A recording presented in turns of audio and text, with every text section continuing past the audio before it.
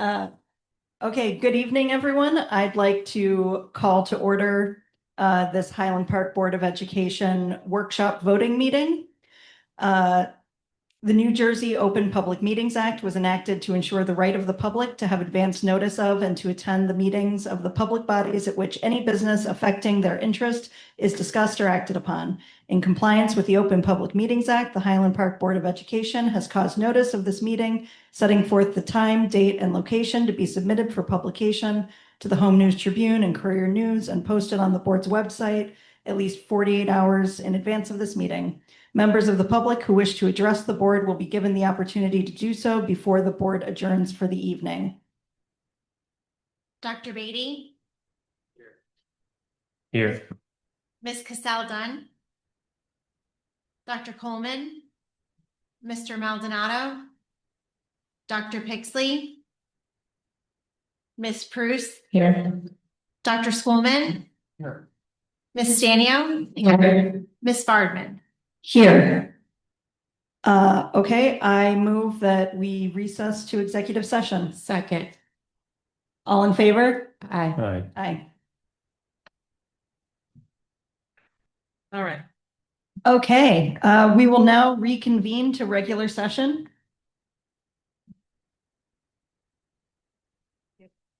I move that we reconvene to regular session. Second. All in favor? Aye. Aye.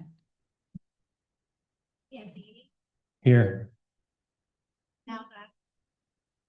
Dr. Coleman? Mr. Maldonado? Here. Here. Stanio? Here. Here. And we'll now stand for the Pledge of Allegiance. I pledge allegiance to the flag of the United States of America and to the republic for which it stands, one nation, under God, indivisible, with liberty and justice for all.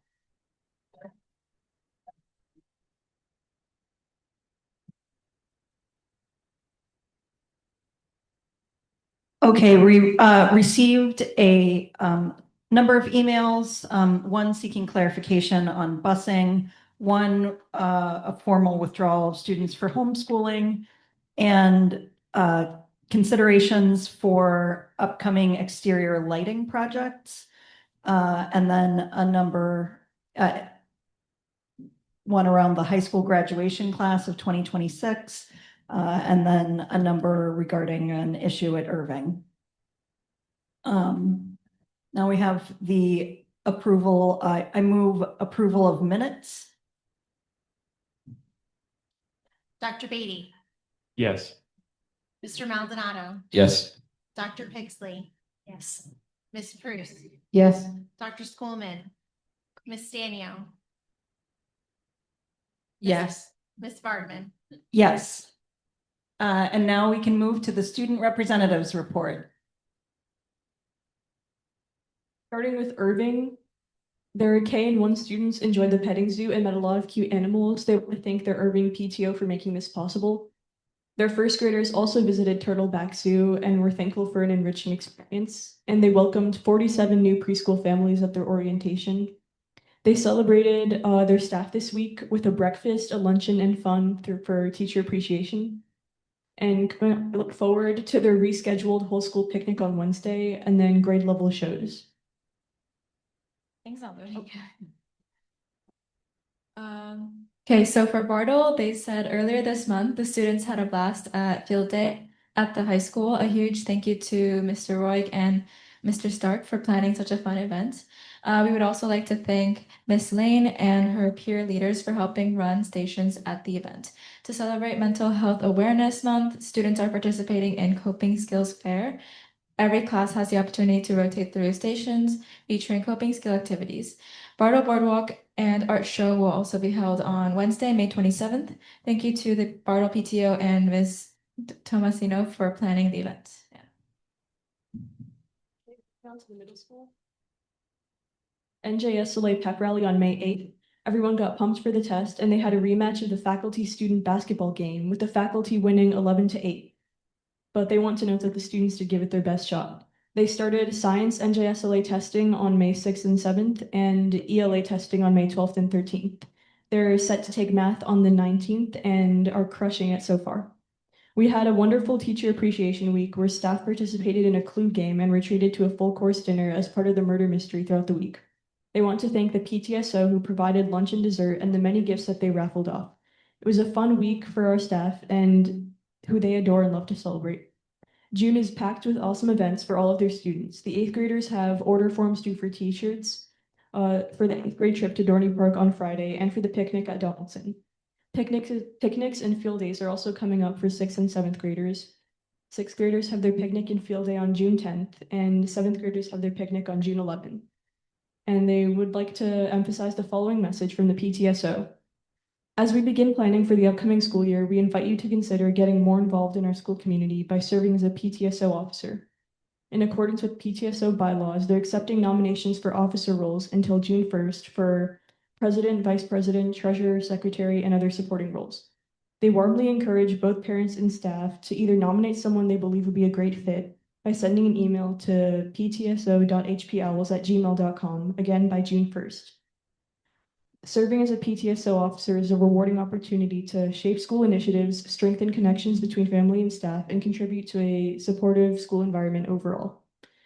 They want to invite you to attend their last PTSO meeting, online or in person, on Monday, June 8th at 5:30 p.m. in room 112. They'll be able to vote and shape meaningful, engaging activities for the school community.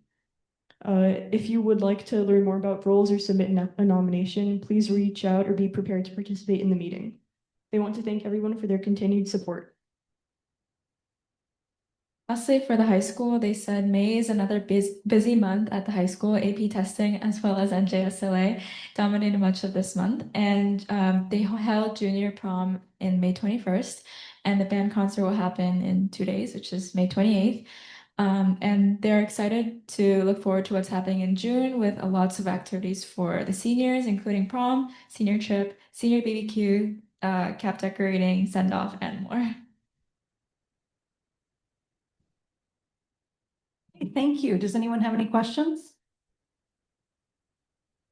Okay, well, thank you so much. And now we can move on to the superintendent's report. All right, good evening, everybody. We have a packed full report. So first, I'm going to start off by introducing Ms. Caitlin Brady to highlight and showcase a very wonderful and meaningful occasion for our student spotlight. So Ms. Brady.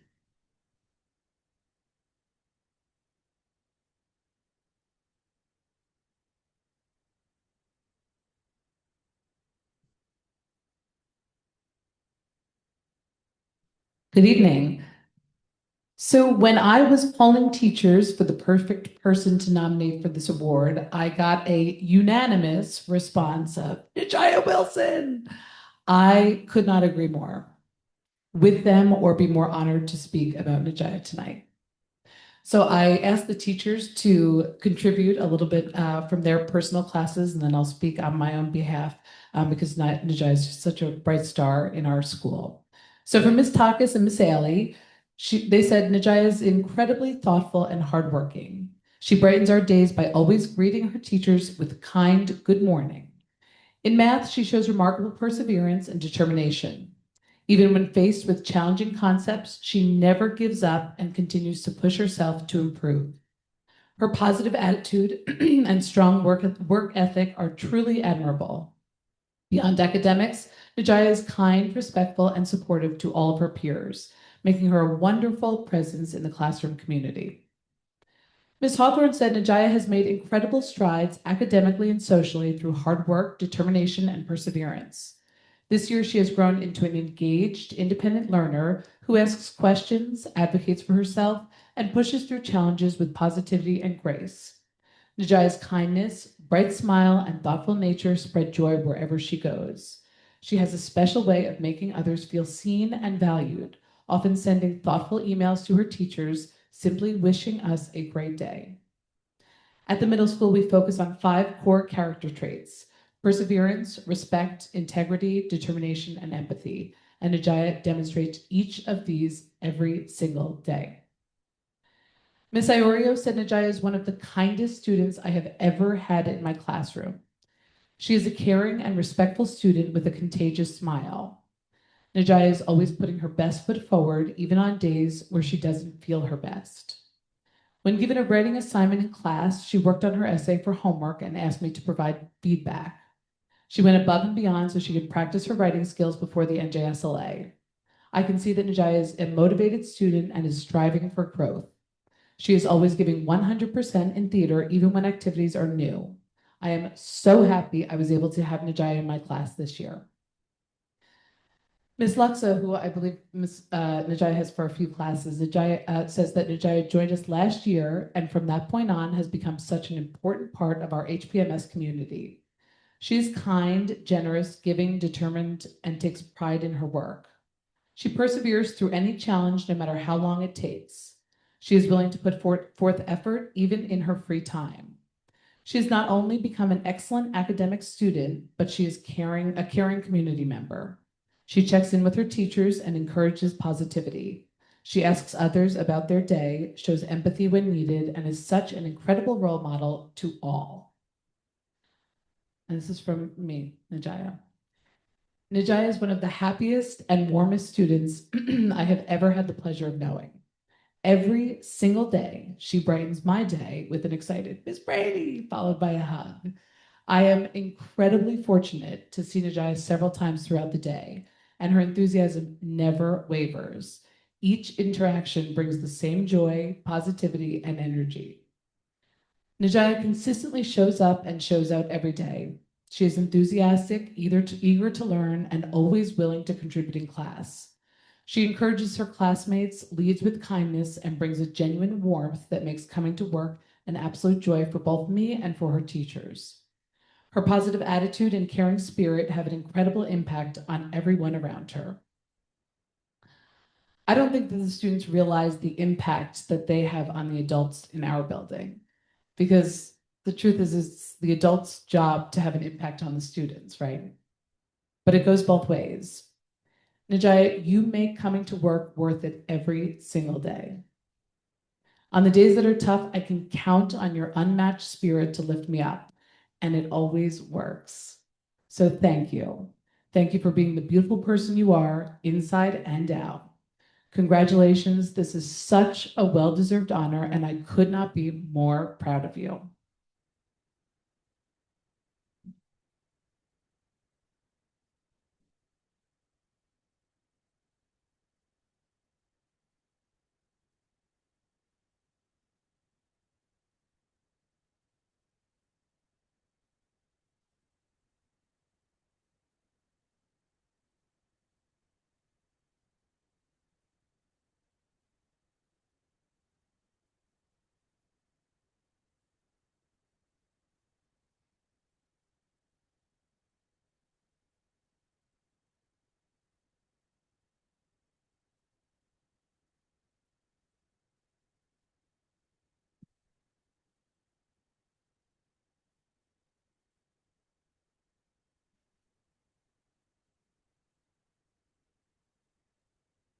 Oh, please join me in congratulating her again. What a great honor.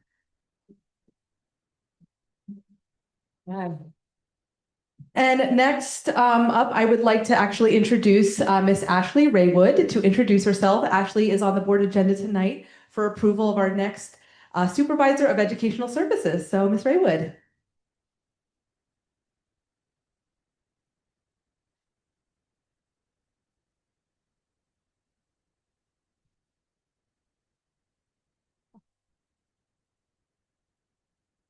Thank you, Dr. Skuska, and thank you to the Board of Education for appointing me to this position tonight and for providing me with an opportunity to share a little bit about myself.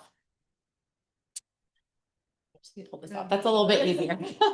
As Dr. Skuska said, my name is Ashley Raywood, and I am very excited to be joining the Highland Park School District.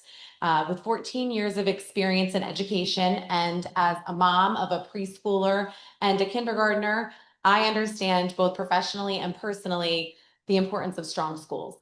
My commitment to supporting students and families has also led me to serve as president of my local board of education. So education is my life all around. Throughout my career, I've worked in the past as a special education teacher and currently as a supervisor of special services. I'm very passionate about ensuring that all students, regardless of their individual needs, are provided with a high quality education that promotes growth and success for all learners. So I am truly looking forward and I'm honored to join the team here and to support the staff through student-centered leadership. Thank you again.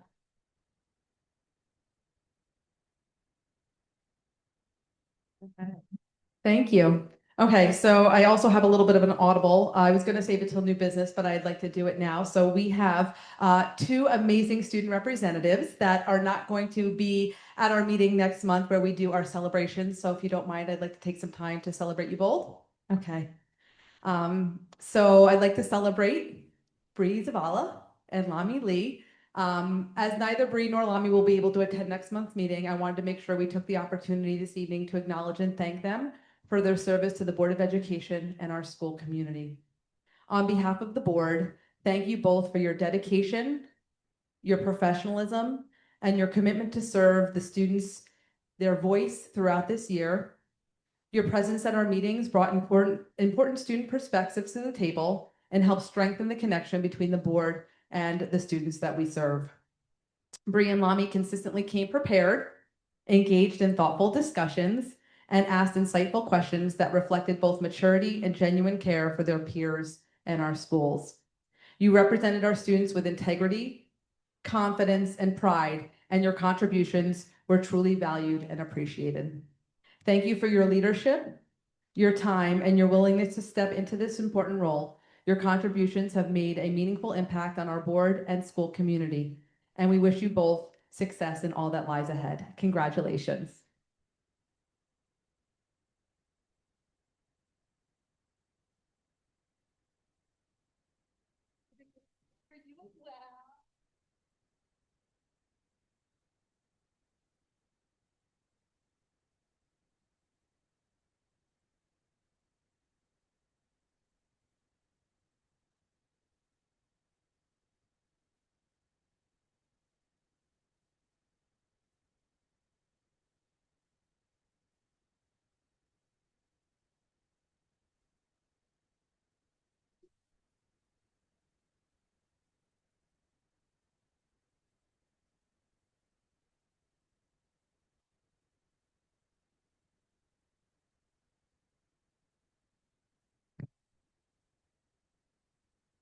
Uh, Mommy, take picture of mom.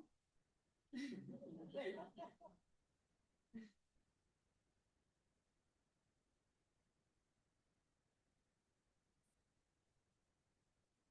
No problem. Oh, you like it? Yay!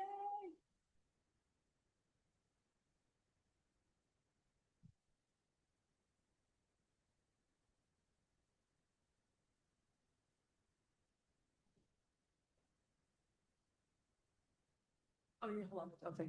So congratulations, Bree and Lami. Bree, who is going to be attending Tufts in the fall, and Lami Rutgers. So congratulations. And again, thank you again. I know that you both can't be here next month, and I'd be remiss if we didn't celebrate you. So thank you and congratulations.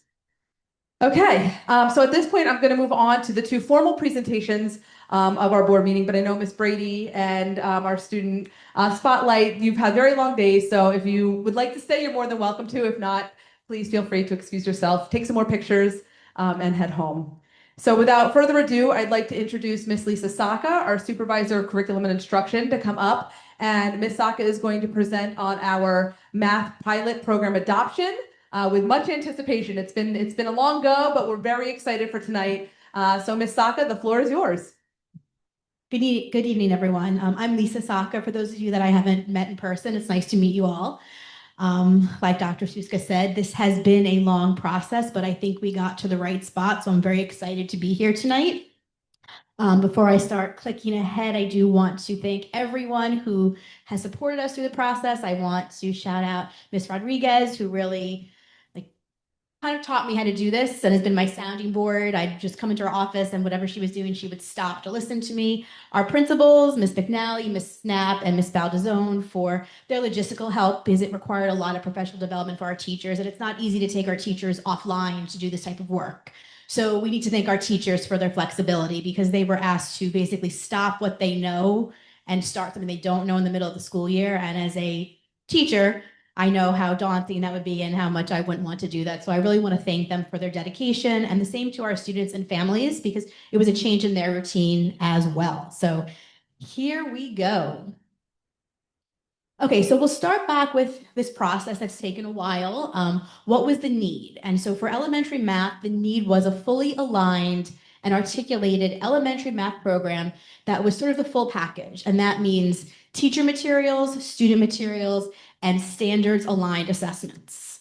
And so for our process, we looked at 4 programs. That came down to that each grade level, one of them per class. Was there duplicates? Yes, absolutely. But that was the model we followed. And as we started in February, each grade level did 1 unit or module of a similar topic. So we found the most common topics that we could do so that there was a similar experience at each grade level. Teachers and students had all of the materials that they would have had as if they were doing this from the beginning of the year. So to really have that full experience. All the teachers and the administrators received professional development. Throughout the process, there were observations, meetings, walkthroughs, just so that we could all see what this looked like. We were all in the classrooms. And at the end, there were debriefs with the groups of teachers. We used Google Classroom as a way to house all of that data, feedback through rubrics, open-ended questions, student performance. We also sought feedback from students and families. And there was also a much larger review of the digital and print materials, assessments, and all the program offerings beyond that 1 module of study. So these were our programs of interest. We looked at Clear Math from Carnegie Learning, Envision Math from Savvis, Eureka Math Squared from Great Minds, and Into Math from HMH. And we chose these programs. They varied a little bit each. You can see some of the highlights that brought them to our attention, but all 4 were that complete package where they had student, teacher, and assessments. Some of the rubric criteria and look-fors with the programs were what you see on the screen here. Obviously, we wanted a program that was aligned to New Jersey math standards. We focused on different understandings and skills in math. We looked at differentiation and accessibility for all of our learners. The assessment package was really important to us, something that offered all types of assessments, pre-assessments, formative assessments, post-assessments, progress monitoring. We looked at technology and the type of support it gave teachers, what it looked like on the student side, the engagement and motivation. Was it a culturally diverse and inclusive program? And how did it provide materials to our parents, families? All right, so we looked at those 4 and we collected a lot of data. But one thing that I wanted to share was a question that we asked teachers. We said, if this program was the only option, this or nothing for next year, would you want it? And so this data is pretty telling on 2 programs that stood out amongst our elementary teaching staff. So we moved forward with Clear Math and Eureka Math Squared. Eureka Math Squared.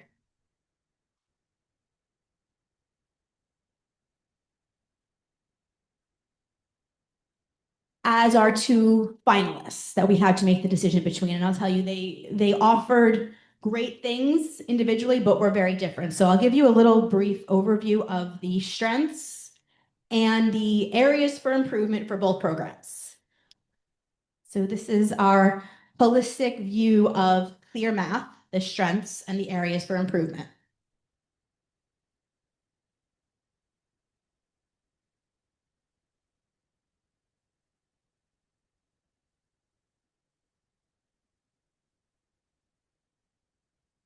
So with Clear Math, looking at it through the larger lens, some of the things that really stuck out as strengths was differentiation and re-engagement days, and I'll explain more about that, and progress monitoring, which gives us a look at how our students are progressing towards the full year standards.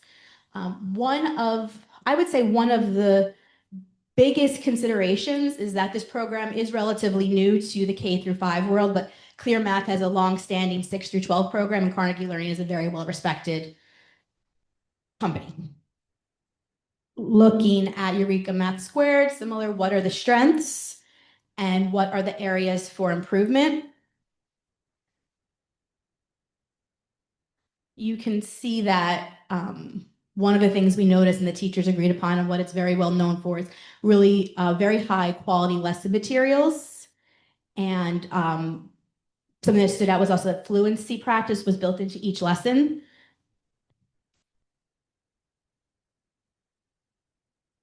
And so while everything in the strengths stood out to us, there were some areas for improvement.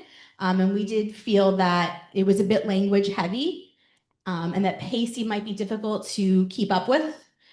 And one of another big consideration was that our assessments that they provided did not look at the full year of standards. And I'll explain a little bit more what that means in terms of progress monitoring. Okay, so we move forward saying Clear Math is the choice for Highland Park. And here are some reasons why. We feel that it works well in classrooms with varied readiness. Reading and language would be less of a barrier. And this is looking at Clear Math compared to all 4 programs. It encouraged hands-on learning and allows time for student discourse. Formative assessment was used or is used at the end of a series of lessons to plan re-engagement days, which are built into the scope and sequence. And these re-engagement days include differentiated lessons and activities, which include reteaching, reinforced practice, and enrichment activities. So this really aligns with differentiation and enrichment as part of our strategic goals. Another reason, and this is where I'll explain progress monitoring. Progress monitoring assesses students on the full year grade level standard. So regardless where students start at the beginning of the year or midway through the year, we can see their growth as opposed to assessments that purely test the most recently learned material. We don't know what they know now that they didn't know at the beginning. Digital resources were abundant for students and teachers with flexible pacing, but they were not required. So the program focuses very much on student workbooks and student discourse, students working in pairs, independently with the teacher, and hands-on learning. Carnegie Learning provided us with some of the research that they've done, and they worked mostly in the Midwest. And they did a research study with grades 3 through 5, looking at 4 groups. And all groups saw some increase compared with the previous year, where none of the 3rd through 4th graders used Clear Math as their program, compared to the next year of 3rd, 4th, and 5th graders who were utilizing Clear Math. Specifically in 4th grade, they saw significant, or not significant, but increases in all of the groups, all students, economically disadvantaged, Black students, and Hispanic students, where there was an increase in their performance compared to the previous year. So now I want to take you on a little bit of a tour of Clear Math, some screenshots directly from the company because they are very excited to be working with us. So as I said, we were looking for a full package, which means student digital and print, teacher digital and print, assessments that come digital and print, so that we have everything at our disposal. We're not required to digital, but it's there for us. They have a unique instructional sequence that involves, activating student knowledge and student learning, sparking interest in whatever the topic is, exploring through hands-on, discussion, in-depth activities, and then ending each lesson with a reflection that involves an assessment, a very clear assessment for the teachers that they can use to then plan future learning.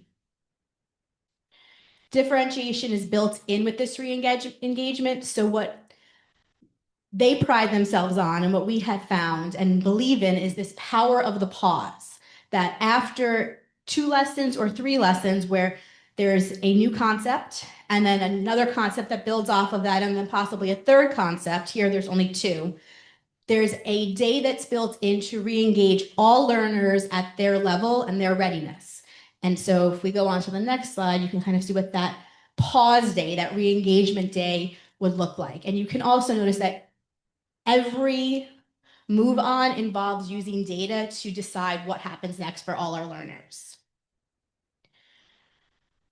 So on this re-engagement day, we have these explore centers. And for some of our learners, that's going to be clarify, where they need some additional work and possibly reteaching on what the previous lessons have been. For other students, it might just be the opportunity to solidify and do some extra independent practice. And then for other students, this is where we'll see the enrichment, the stretch center.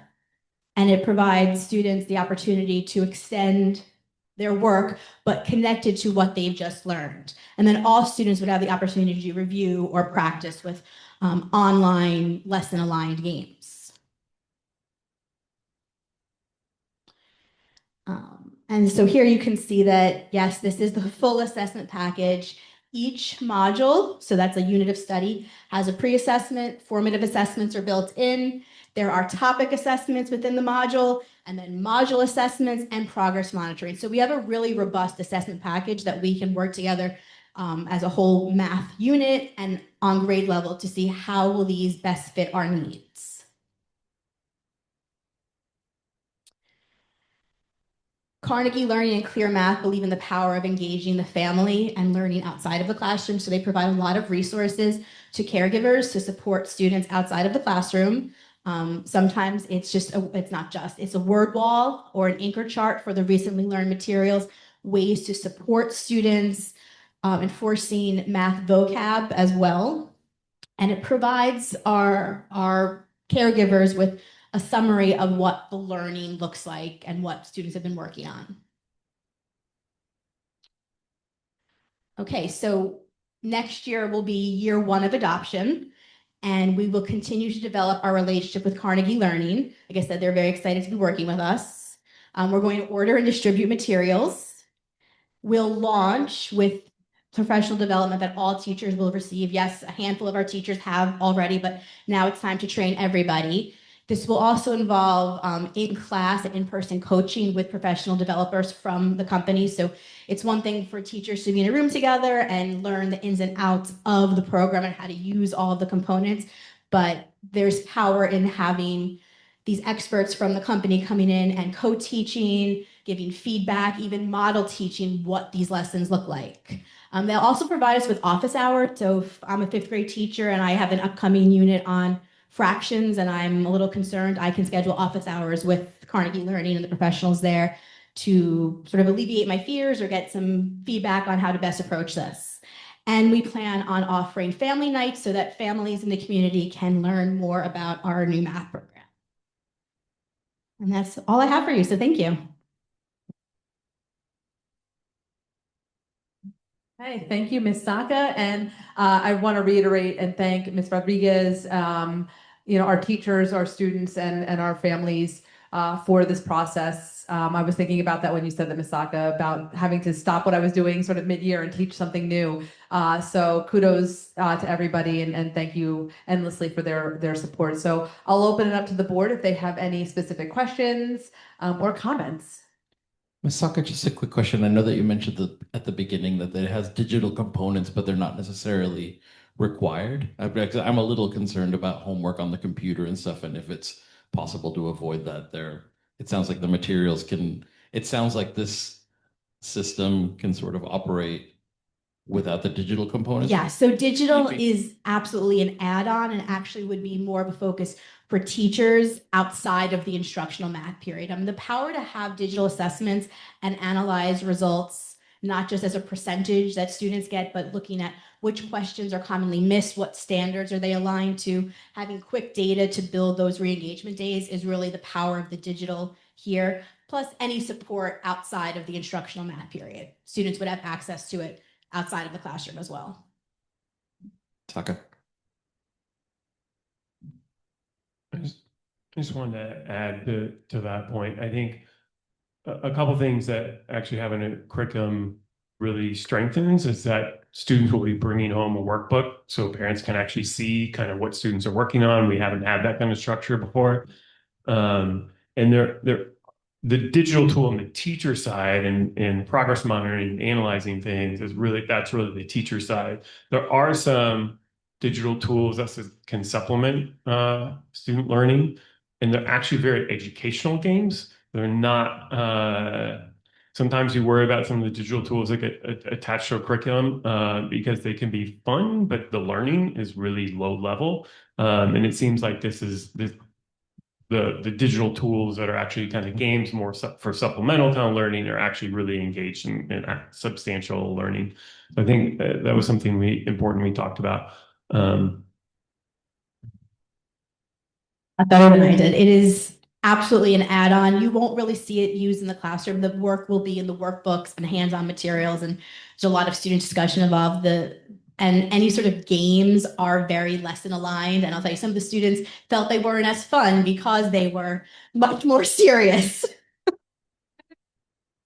I think the important part too is it allows for the differentiation and enhancement, right? So you've got the curriculum and you've got the paper and it gives you an opportunity when you look at the differentiation and where individual students may be. So there's opportunities for those across, all performance levels. So, and I also just want to say what an amazing job you all did in going through this process. I know we've touched on it a little already, but to pilot 4, we went above, I'd say, the benchmark to do something really special to make sure that we feel really confident. So I'm just really proud to have observed the process, and you guys did great job.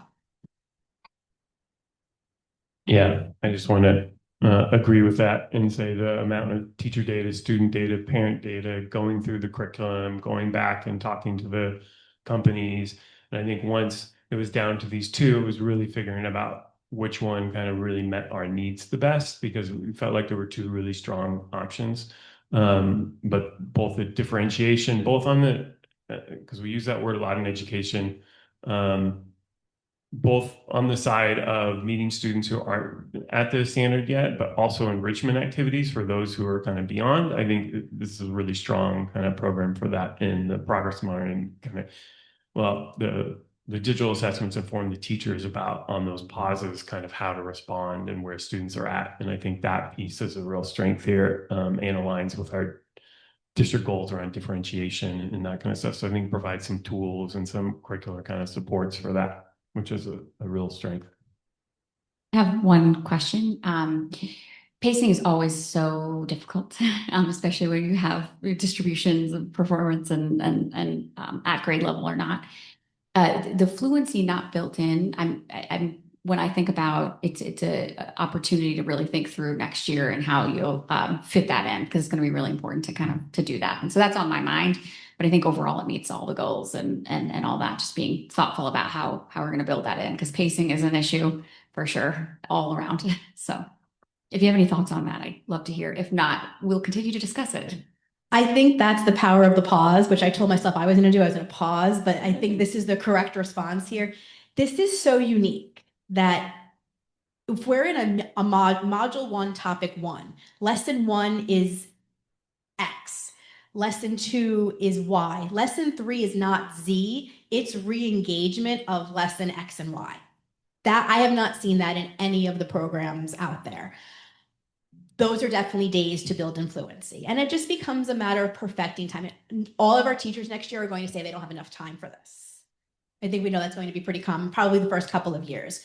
So it's looking at what fluency activities are most necessary for reinforcing what we just learned and what's coming up, and then using those re-engagement days to really make that so powerful. I have a question as well.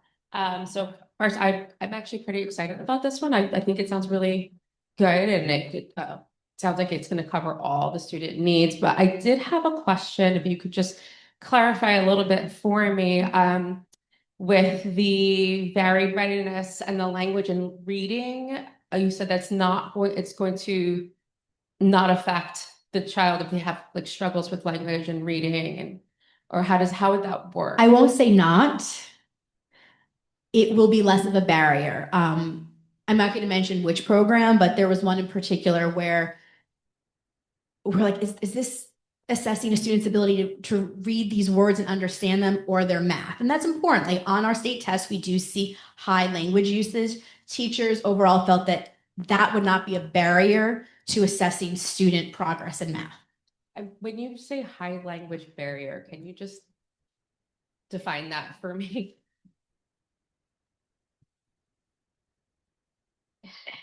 Yeah, I mean, I'll probably just jump in here. I think it's really about probably the amount of words that are there and the level in which the language is used. So is it like a grade level type of language, or is it more advanced language of the words that they're using?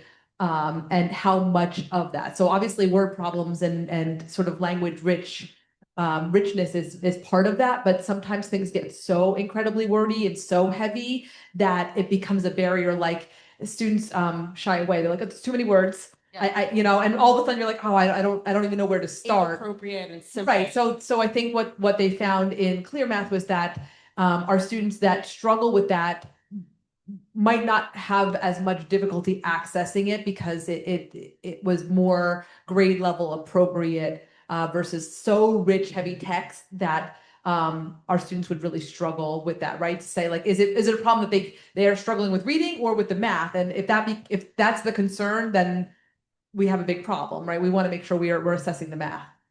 Thank you. To write the assessments that all students could take to look at overall student performance.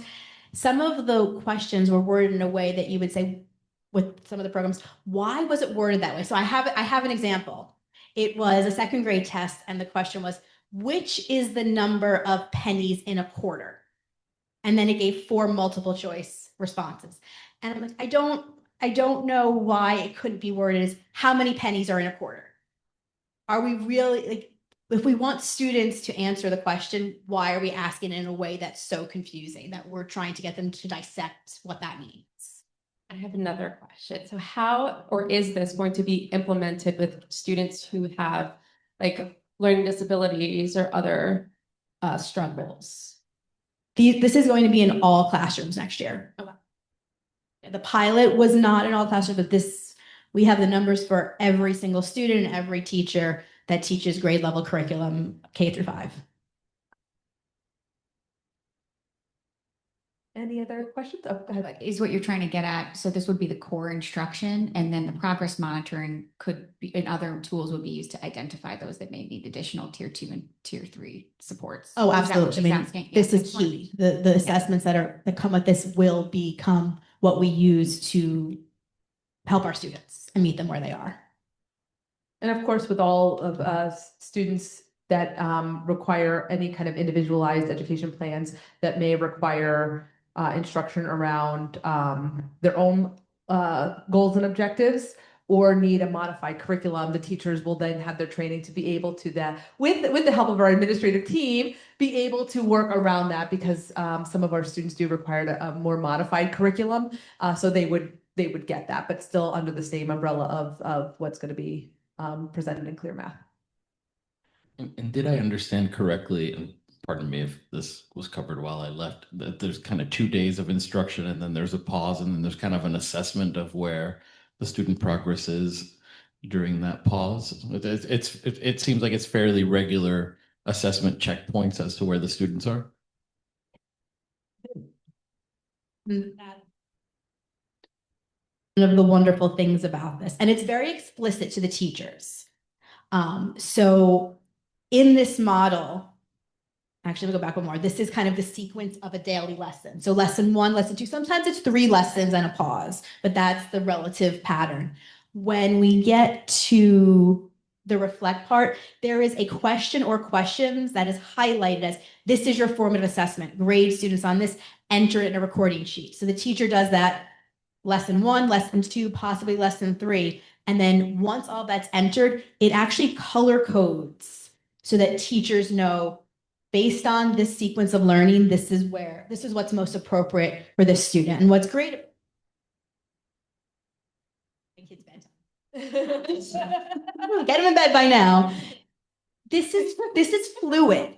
So students are not stuck in all intents in a group. It's not just based on a pre-assessment. It's not based on, I know this student. It really is every couple of days, students have the opportunity to get what they need.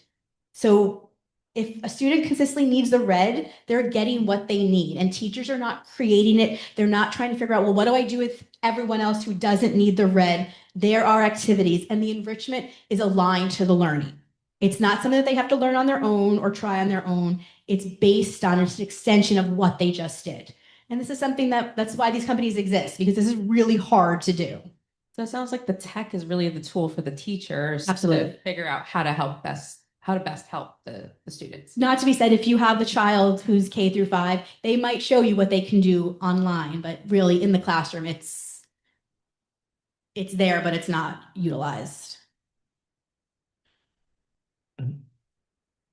So I just have a question. So if you, during this pause, so it's red, that means that you need like additional instruction I'm sorry, I don't have my glasses on. So then if you've mastered it and it's enrichment at that point, is that then the computer program or like, what is that? Down here where it's Mathia Adventure, I honestly don't know if we would see a lot of that the first year. I think like Dr. Pixley said, it's a lot of learning pacing and there's not a ton of time. So I don't foresee that happening a lot the first year, but it could be. It could also be move on to the Solidify Center. You've just worked in a small group with the teacher to do some reteach initial practice. You're getting it. Now go and see if you can do this on your own. I can't anticipate what's going to happen on a given pause day.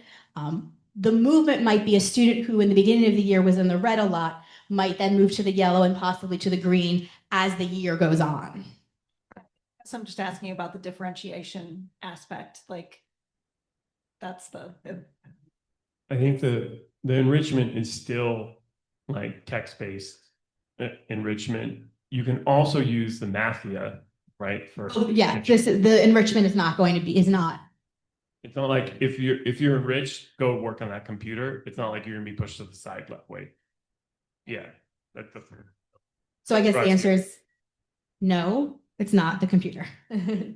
I think the important thing too is a pause day could be spent any which way. And so there's maybe teachers will do some experimentation with instructional models on how they might want to use that data where they have small groups and then they assign different kinds of work depending on where different students are. There's suggestions on how to use that time. And it's a little bit of I think learning. That's what an implementation adoption year is going to be on how to really, and I'd imagine there's some there's differences in how teachers will use that time, but there are some guidelines, I think, in how to use that time. And that's also where the instructional coaching and the site visits come in really handy it's one thing to learn how to do this when you're sitting in a room with just teachers and there's no students in front of you, you've never done it, to having an expert in your classroom and saying, okay, here I am now, like, I don't know if I'm really enriching these students. What can I do with this green group and help them use this activity? That leads me to a little, which is, the first year, this is the first time we're doing such a large adoption. And so it's going to be a big learning curve for the teachers, even how they use that time. And so I'm just thinking about looking forward, coming back into the fall, what kind of look fors or things that will let us know, just thinking about that in our minds, that'll let us know if it's going well or not, if we need to intervene, do we need more professional learning? And so just curious about what that plan might be, to be able to tell us if we're kind of on course or need some additional intervention, because this is a big, exciting thing, but we haven't really done this before. There's a lot of coaching built in, and that's why we're not going to do 6 days of PD and then say go and do it. It's 1.5 at the beginning of the year, and then typically these programs then have an extension one, maybe mid-October, like, okay, you've done it for a couple of weeks, a month, but the real impact is going to come in individual classrooms. And then bringing that back to our grade level meetings where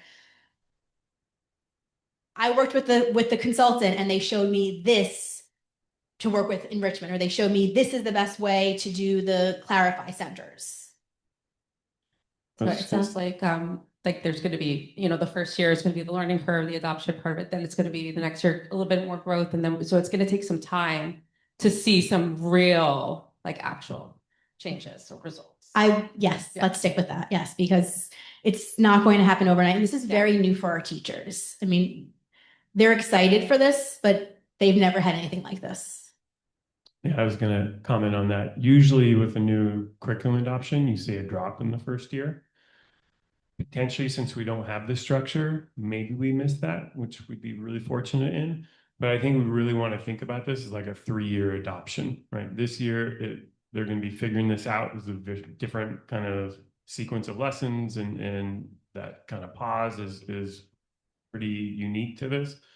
If we can get them up and on board and figuring out kind of how they implement this and what works for them, this first year, that's a win. And then second and third year is solidifying and kind of perfecting it, right? And so it's going to take more kind of coaching in year 2, but it can be much more refined and kind of high level.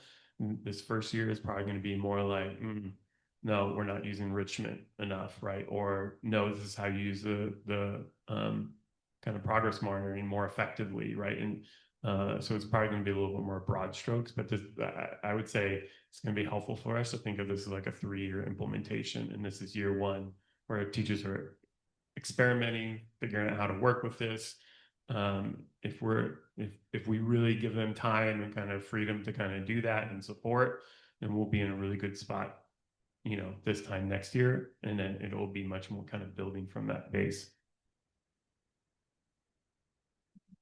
I mean, we're really listening to everybody. By the way, Lisa, you and Michelle did an amazing job, and keeping the curriculum committee updated is over the course of several meetings. We heard how we didn't get a sort of sneak peek into anything. We heard how things were going, but it is sounding like a culture change for the students, for parents, and for the teachers, that we're moving away, or we're trying to move away from from teaching where there was a lot of it done on the Chromebook, where the Chromebooks were potentially used as a sort of tool to occupy students who were kind of finished with the lesson. You go home, you open your Chromebook, you do the lesson. Parents can't really look over someone's shoulder and help. And the students aren't learning to read a workbook and potentially it could help with. So I just think and I think that is really going to be challenging. As Dan was saying, it's not just learning a new curriculum. It's a new approach to teaching, managing student time. I think if we approach it that way, and it's really a battleship that we have to turn here. Once you turn the battleship, then it's going in a new direction. But it is going to take a while to do that. Maybe Dan knows this much better than I do. 3 years, get it going is probably right. But I know we can do it. Okay, any other last minute questions? Okay, well, thank you, Ms. Saka. Again, thank you. So exciting. Okay. And I'm sorry that you missed your son's bedtime, but feel free, if you're more than welcome to stay for the rest of the meeting, but I know you have to get home to the little one. So thank you. Okay. All right, so we're just gonna do a quick change up, and I'll get to my presentation.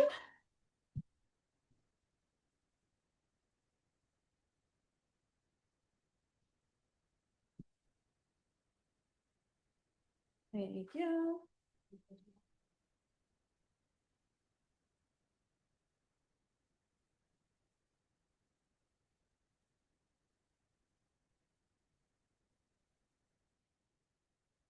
Yep, I'm good. I got the clicker. Thank you. Okay, so speaking of our math adoption, I'm actually really excited to share some results from a winter feedback form that I did around a goal of trying to come up with a shared definition of rigor at the elementary level. We use that word quite often when we talk about rigorous instruction, and what does that mean, and are we all on the same page? So I'm really excited to present some of the information that was gathered around that, because what I'll share is that we actually used this shared definition as a way to identify a new math program. So it already came in handy.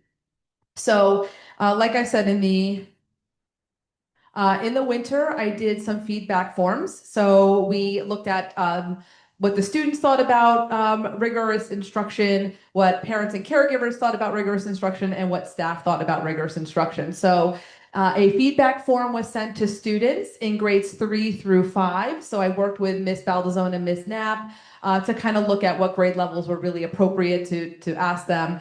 So in all of our pre-K through 5 Grade levels, we thought third through fifth was a good barometer for looking at feedback. The feedback form was administered during their morning meeting, and we collected 197 student responses. So I'm going to breeze through some of the slides. It'll all be available tomorrow or in the coming days in the board bulletin. But some of the questions that we asked the students, my teachers expect me to do my best work. The majority of students, 80%, said always. And what we're looking at just for color purposes, the blue was always, red is often, yellow was sometimes, green was rarely, and purple was never. So what we're really looking for in a lot of these responses is these always, often, and at least sometimes.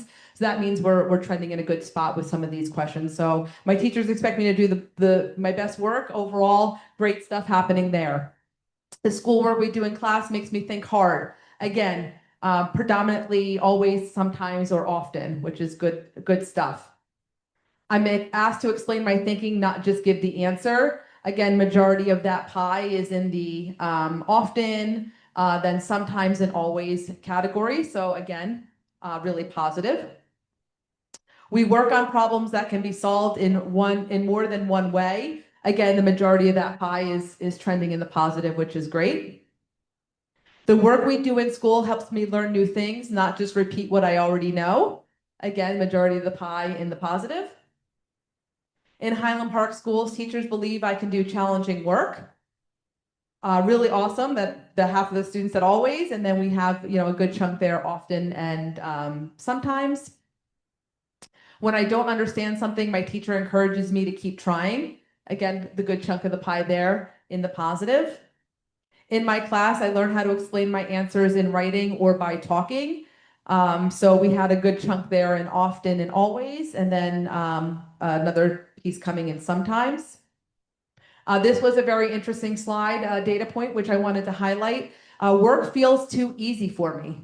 So the majority of that pie is in sometimes. 47% of the students said sometimes. Now, we didn't break it down asking by content area or anything like that. It was just general questions. But they said sometimes, then followed up with often, and then rarely, actually. So this was a really good indicator slide that was sort of a flag for me to say, okay, if students, majority are feeling like their work is too easy for them, something that we should consider and need to take into account, especially when we're looking at program adoptions and our resources. I know what I'm learning and why it's important. Again, really good positive feedback from the students on that. My teacher shows me how to make my work better.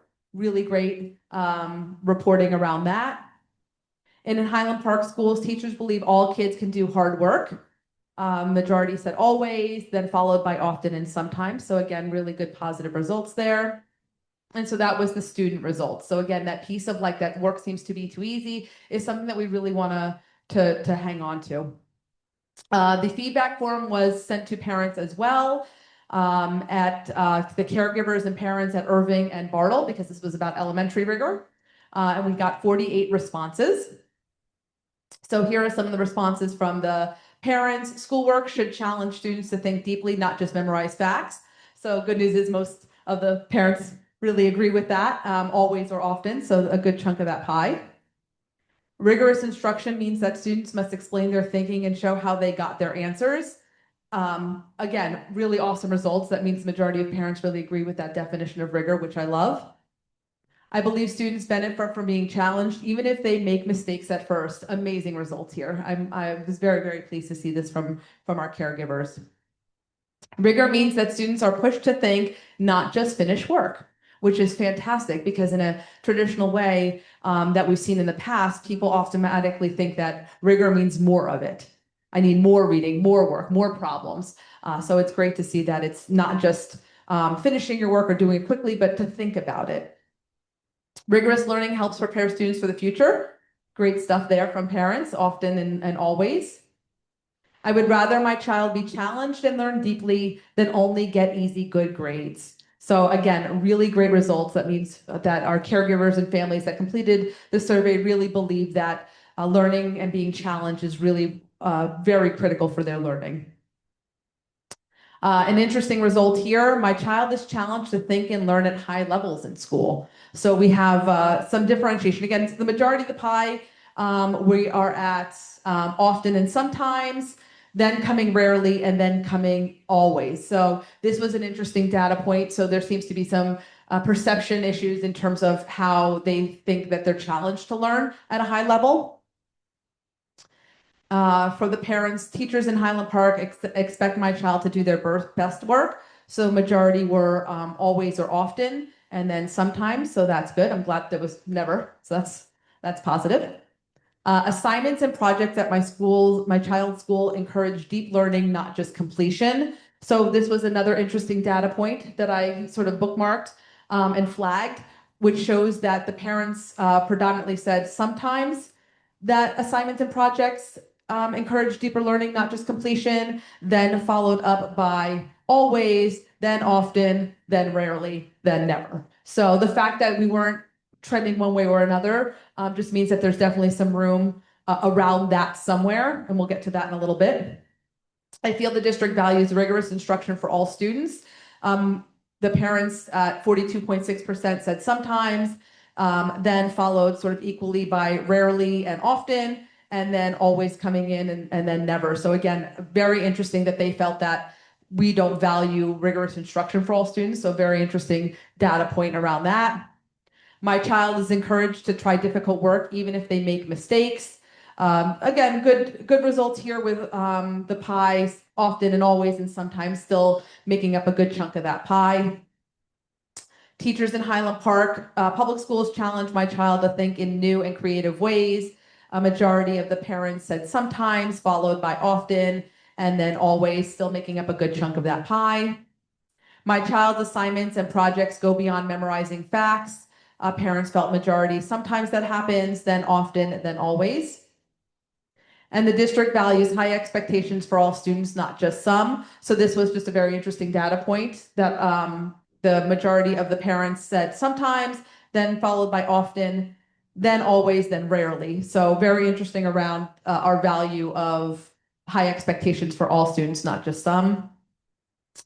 Another interesting data point, I am kept informed about the ways my child is being challenged at school. So this again shows that rarely and then sometimes were the bigger parts of that pie. So that was concerning to me around just being kept informed about the challenging work.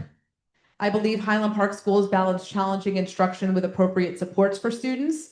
Majority of the parents said sometimes, then followed by often, and then sort of a tie there from rarely and always. So that was a little bit concerning too in terms of the balance of instruction and support, which I believe Ms. Saka highlighted as areas that we were kind of looking at to say, is there, are we meeting all the students? So the differentiation is important. Parents had some open-ended questions. So when I looked at the feedback from the open-ended questions, in their additional comments, a basic summary, the parents said that they were looking for ways to get increased academic rigor and mastery expectations, that there was a need for stronger differentiation for advanced learners, improved literacy transparency and small group instruction, clearer communication and parent visibility, a balance on technology use, and consistency in instructional implementation. So overall, parents are expressing a strong desire for high expectations, differentiated challenge, and transparency, while also affirming their respect for teachers and the importance of maintaining developmentally appropriate practices. The staff were, Bartle and Irving staff were administered the feedback form as well. They did this during their PLC time to encourage participation, and we received 33 responses.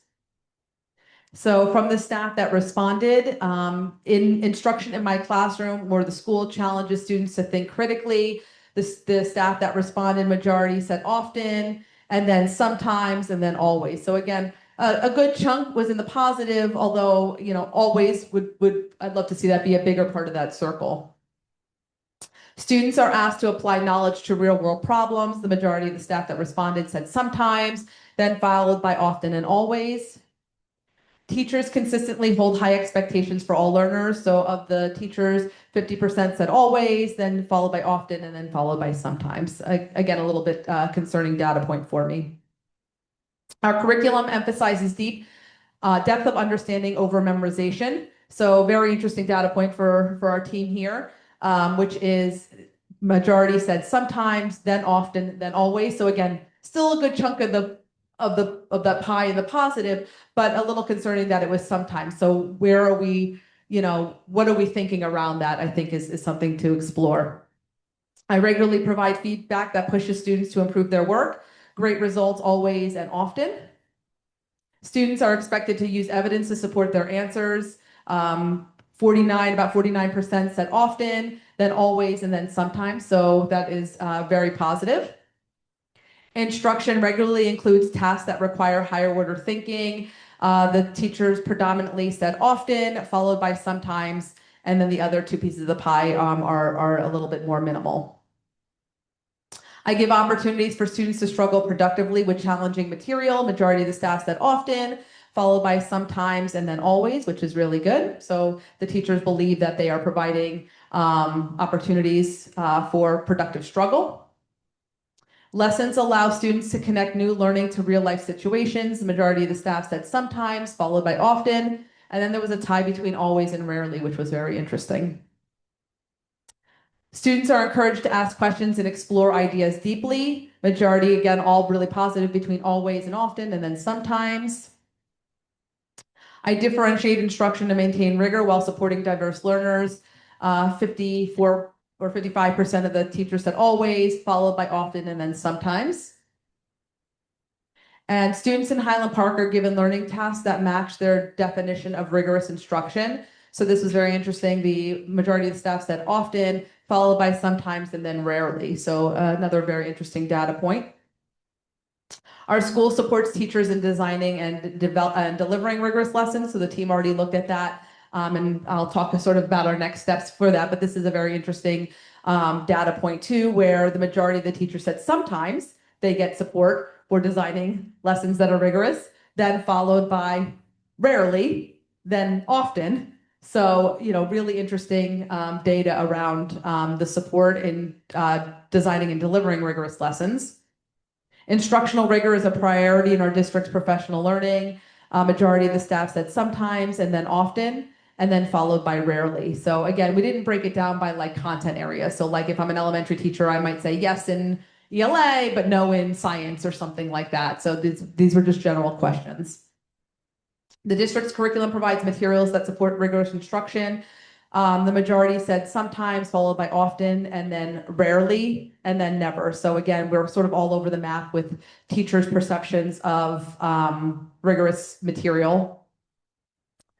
Our school encourages teachers to hold high expectations for all students. So the majority of the staff said often, then followed by always, then sometimes. But what is concerning is that some of the other rarely and never was even clicked off. So that was concerning to me. Again, our school culture encourages teachers to hold high expectations for every student. So that's something we wanna dig a little bit deeper on.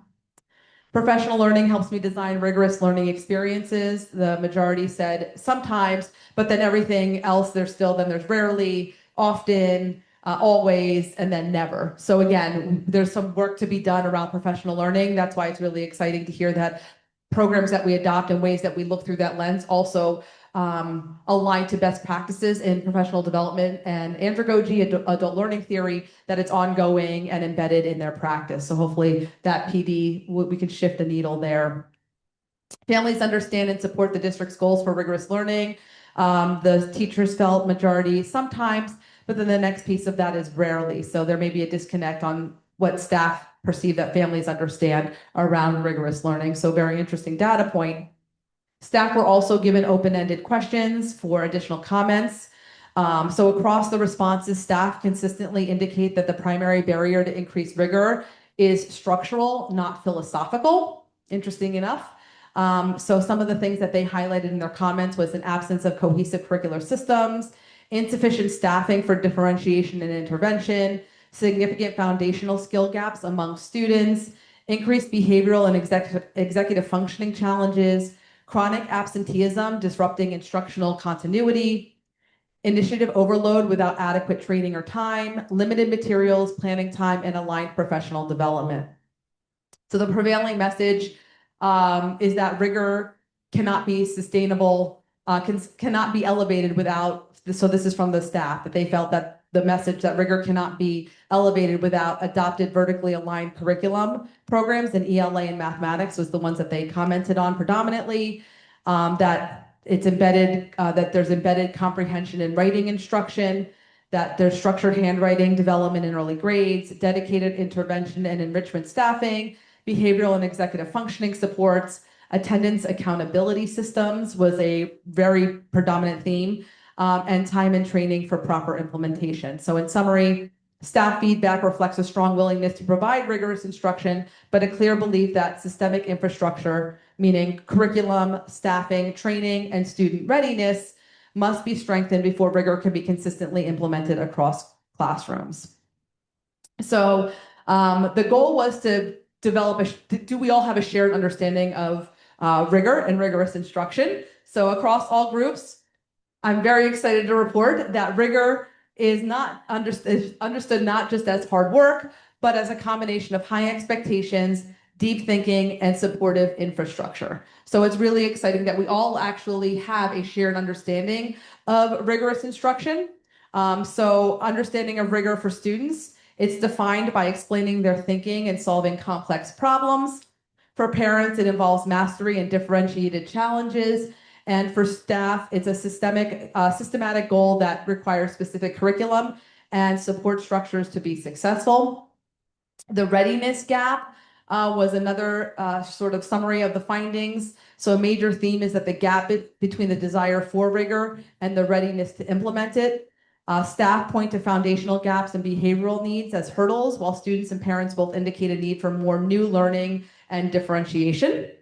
And there was a call for consistency. Both parents and staff highlighted the need for consistency in instruction and implementation and curriculum across the district. So the road ahead, what comes next? Great question. So a couple of things. One is in July, I'm going to be presenting a corrective action plan. So we've been highlighted by the state for our chronic absenteeism. And so as a result of that, we have to do a district-wide corrective action plan. Actually, each school has to do it. So and then we have to give it to the DOE. You have to adopt it. And then we have to give it to the DOE. So that will be in July. The team has been working hard at the school leadership team committees to produce their corrective action plans. A survey feedback form went out to families, inviting you to give us feedback on what would help us with our chronic absenteeism problem. So we're hoping that by putting in a corrective action plan, we'll be able to do even more to try to encourage student attendance. By encouraging attendance, hopefully some of those issues will close in terms of being able to provide the rigorous instruction. We're looking to apply the shared understanding to the adoption of the K-5 math program, which Ms. Saka did very well. So that shared understanding was used also to implement it when Ms. Saka and Ms. Rodriguez came and said, we have our top two. I said, okay, let's go to our definition. Which one meets our definition? And it was made very clear, it was clear math. So now we are able to apply our shared understanding collectively to a program, which is great. We want to continue the professional development and coaching around the Check for Understanding framework for data-driven instruction, because there's that need. And I think Clear Math does a really great job of that. Putting in lessons and then embedding within there what we call the Check for Understanding framework that we've approved on several occasions through Jonna Lee and associates for her consulting to come in to do a lot of coaching and PD around that Check for Understanding. So how do we do a quick check? And then from that, how do we know where our students are at and differentiate that instruction moving forward so that we can provide those enrichment activities are critical.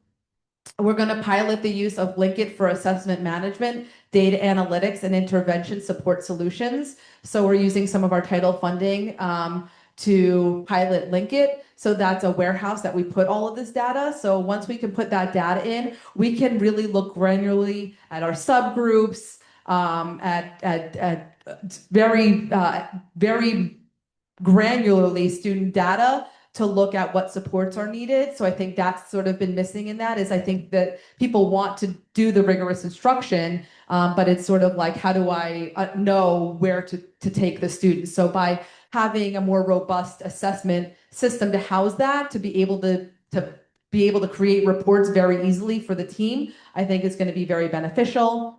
We also want to increase our explicit communication around enrichment activities. So we heard that very clear. The parents are like, I don't even know if it's happening. And it's interesting because when you talk to the teachers, they're like, no, that's an enrichment activity. Like, okay, well, do parents know that that's the enrichment activity? So something like clear math is going to be really helpful for us because it's very clear. Here is your enrichment activity, or here is the next step in the progress. And like Ms. Saka said, that people get paid a lot of money to do that type of work. So I think helping our teachers be able to, one, create those enrichment activities, but two, explicitly tell parents this is the enrichment activity or these are the enrichment activities, I think would be helpful around that. So increased communication and adopting and implementing a modern version of the teacher evaluation tool. So we did that at our last board meeting. So we are doing a modified version of Danielson 2022 version, which is really great. We've been using the 2007 version, which is a little antiquated. And I think the new evaluation tool really helps us focus when we go into give walkthroughs and feedback and evaluation around instruction in domain 3.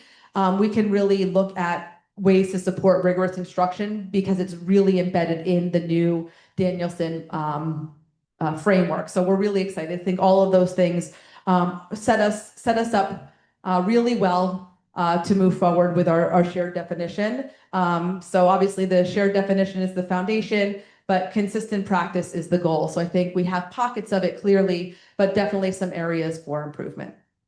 Thank you. All right, I'll open it up to questions or comments. Well, I just want to say thank you. This was very in-depth. And also, I just wanted to say that when we started talking about this project, we were talking about it as a concern that these different groups would not share the same definition of rigor. And it turns out that that's not what we learned at all, that there is this shared definition. It's just that, are we getting there? And that does not seem to be the case. But I wanted to thank you because that's, the first step is already taken. We don't have to do education around what rigor is. And come up with a shared definition because we have one. Yep. And so now it's moving toward how do we deal with the real life issues within the school in order to provide a rigorous education. Right. And I think that the plan ahead, like I just said, will really help us get there from the teacher's perspective in terms of like really having that data, robust ability to look at data granularly, to make decisions, adopting programs and resources that really meet our definition, but also explicitly communicating. I think that's been a missing piece of that when you look at it, where it's like, maybe they are, maybe they're not, right? So that's why I highlighted very specific data points that were very interesting, that really gives us a roadmap on moving forward. So it was a really great project, and I think it's really helpful. So some of the things that, wasn't asked for recommendations, but beyond what we're doing as our next steps, it would be really interesting to look at this from a secondary level. My assumption would be at the middle high school, it should carry on and be the same. However, when grades actually come into play, do people really feel the same way, right? In elementary, you're like, well, what is a grade, right? Versus at the high school, what is a grade? It's a really big deal, right? So is that perception still the same? Or once you get to, harder content, or now you have differentiated pathways with higher level classes, is our definition of rigor still the same? And if not, what changes there around that? So that would be interesting to continue to pursue at the secondary level, and then following up on all of these pieces to making sure that we're implementing some of the changes that are needed to move our vision forward. On that note, just thinking about a new curriculum and adoption and K-5 and maintaining rigor and making sure that there's curriculum aligned training so they both know how to implement it with fidelity, but then adopt it as needed.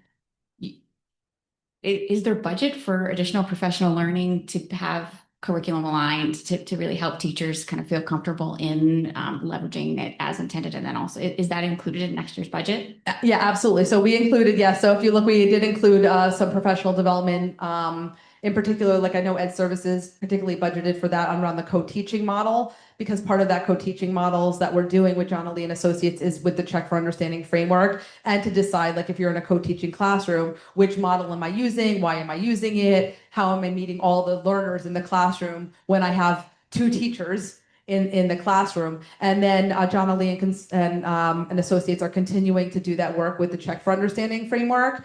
So it's basically just data-driven instruction. Aside from the coaching that Jana and her team do in the classrooms, we're actually scaling that work up to the high school, is work in PLCs. So our teachers participate in professional learning communities a couple of times a month. Dufour does a lot of research around professional learning communities, but it's looking at data. So you bring student data sets to a community of teachers, and then what you do is you look at that data, and it helps to inform decisions around your lesson planning, or enrichment activities or things like that. So the teachers have been doing exceptional work around data dives in each of the different buildings under different topics. So each of the buildings have kind of set aside their topics of what they're looking for, and then they do data dives within that. So it's not just coaching in the classroom, but we have people come in and work with our teams in PLCs to make sure that we're honoring that, what a PLC really should be in terms of data driven look-fors versus just another faculty meeting or time to complain or something like that. So we're really very specific and thoughtful about all the times in which we are looking at data to improve instruction.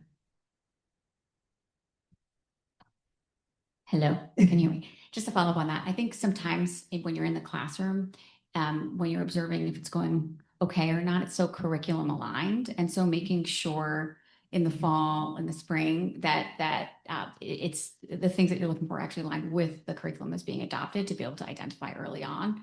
So to me, it seems like there just needs to be extra attention as we roll out specifically a new curriculum. Absolutely. I was going to make a comment when during Ms. Saka's presentation that I think, ways that we could look at this now is monitoring, right? Like, what is that data that we're going to be, what are those look fors, and monitoring both quantitative and qualitative in terms of, is this going how we want it to go, right? The student data in terms of achievement might take some time, but I think there's data that can be collected, in that space, ahead of a couple of years of the state testing data, local benchmark data, some of the data we see under the teacher evaluation model, our informal observations, some feedback from the students, from families, and from the staff, administrators, and things like that. But also, again, looking at, are we aligning this, looking at that, saying, are things rigorous? Are we seeing that? And I think that will be a helpful lens when we look at using our new teacher evaluation tool. I think that'll come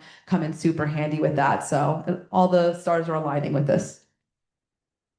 Following up on that, along those lines, one of the concerns that was highlighted from the teachers specifically was a tendency to do initiatives without appropriate follow-up and support and follow through. And so, I think this is going to be important to the administration and the board moving forward.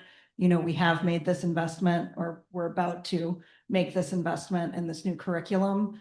And so investing in the appropriate professional development and follow through is going to be extraordinarily important as we move forward. Absolutely. And to that point, initiative fatigue is a real thing. And so I think hearing that sometimes it's like, it's another thing. So the team, and, we've already talked about that in terms of, what does that look like? Is there something that we're taking off of their plate to put something on, especially for our teachers that are going to be implementing a new math program? So we've already talked about those things to say, here's what we can take off their plate because this is going on their plate. So we are very mindful of that to make sure that they, don't feel that weight of initiative fatigue, for sure. I think, like a lot of districts, there's been so many issues, so many things you have to tackle before you get to rigor. If there's behavioral issues, if there's safety concerns, if there's just getting kids to school, right? You have to get through that really first level stuff. And but I think the district deserves a lot of credit and for taking a hard look at itself here, right? And some of this data, we're really can pat ourselves on the back. We're a great community. We value rigor. Some of it says teachers and parents are like, yeah, but our kids aren't always being challenged enough, right? So it'd be easy, not to have taken this look and continue patting ourselves in the back without getting a real, not really understanding the situation. But now we do understand that there are some gaps here and there's some ways to go. But I think that everything that we've heard over the past year in terms of this new curriculum and the accelerated learning program, the interventionist, I mean, it's all about elevating the rigor of the instruction. And I think this data gives the district a lot of cover to say our parents want it, our students want it, we want more support, we value this in our curriculum, this is a major thing we want to go for. So now we just have to really go for it. And it will be multi-year process. But just like we've seen, I think really encouraging improvements in discipline data, in ELA scores in particular, we can keep pushing forward, always trying to do more. Thanks. And I just want to highlight and just shout out that one of our strategic plan goals is to elevate student voice. So I'm really proud of this work because I think that came through in both the students giving their feedback on a math program and also providing, I mean, that was a really robust data set around the students. And that's why I said there was some things that I pointed out that were a real concern for me from the student voice that I want to dig deeper in. So I just want to also say that these were really great things around really elevating student voice, that we're here to serve them. And so making sure their voice is heard and that we're acting on that, I think is really important. So, all right. Well, that concludes my report. Oh, no, it doesn't. Hold on. Can we do this survey like every other year or something? I would like to see these same numbers, the same questions, all maybe not the full battery, but like a more concise version. Be interested to see how things change. Yeah, I think that another data point. What I'd like to see is maybe scale it up and try to look at perceptions for the secondary as a next step. But you're right, maybe every year, every other year, something, just kind of putting out some questions about that on our feelings on some of these would be very interesting data points. I'm just always worried about feedback fatigue, survey fatigue, that sometimes we put out a lot like that. Please take the attendance survey. Feedback form would be great. That's got to be used to help us with our corrective action plan. So sometimes it's just a lot. We're asking for a lot of feedback, but your voice matters, and we make decisions around that. So thank you. All right, that concludes my report. Thank you.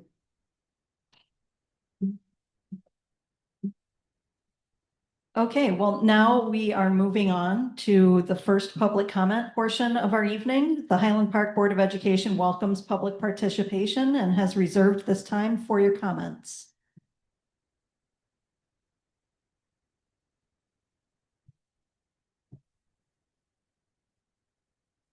Correct. And just to remind you, if you are a student, you only need to say your name for the record. You do not need to record your address.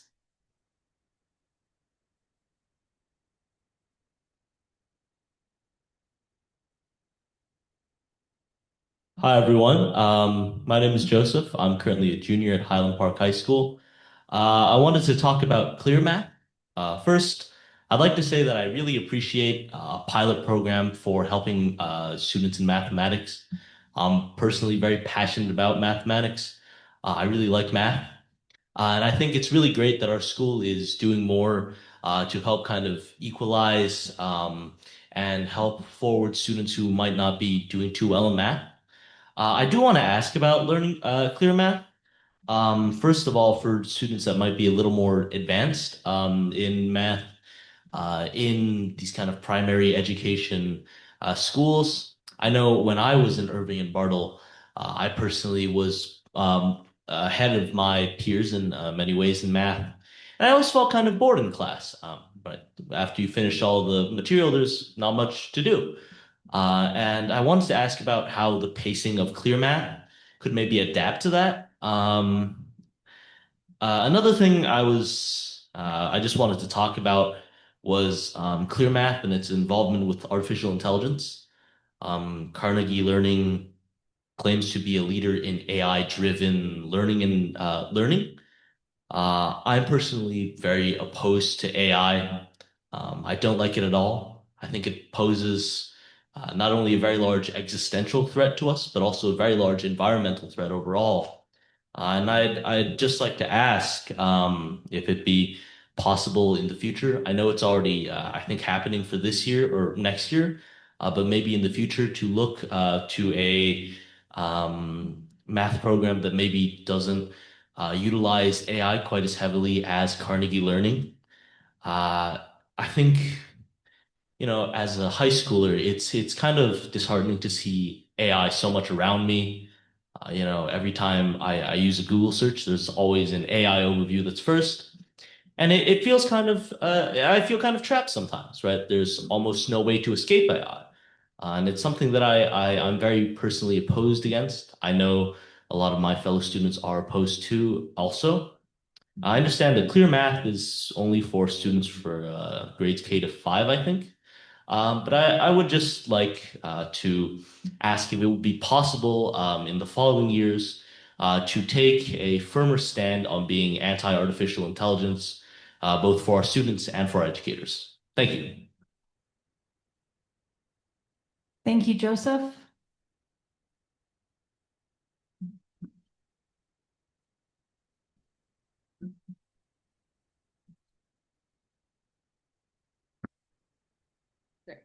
Okay. Hello, I'm Maya. I'm also a junior in the high school, and this is something that I think is going to be touched on a bit later in the presentation. I mean, both presentations I saw seem pretty promising for our, I guess, younger students in the district.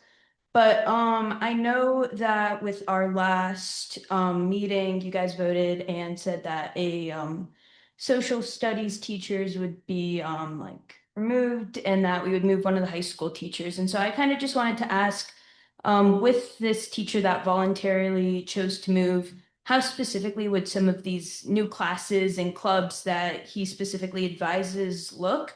I just want to make sure that a lot of the clubs that I'm part of that he runs actually end up surviving this change. I want to make sure that they're actually protected and will run throughout my senior year and for years to come afterwards. So I kind of just wanted to ask how specifically we're going to make sure that these clubs stay in place. Because I know that we said that nothing curriculum wise at least would be changed.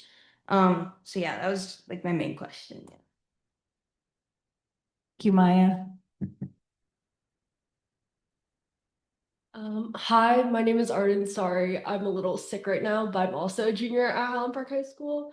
And I want to talk a little bit about like the last thing that we touched on regarding potentially expanding the survey to the high school or secondary schools. And as a high school junior and as someone that's been around Highland Park curriculum my entire life, I would actually full-heartedly, emphatically support that. I think the data points that were touched on were extremely helpful in actually gauging what individuals view as hard work. Personally, my philosophy when it comes to learning is that it's not just about the act of doing your homework or doing a project, it's about actually being able to apply those skills in later life. And I think most Highland Park teachers do a very good job in that, even when they see limitations with chronic absenteeism and other things that not just our high school is facing, but or middle school is facing, but like let's be honest, most schools after COVID-19. So I definitely support efforts to address chronic absenteeism, but I will say it would be really important to at least maybe consider a annual or every 2 year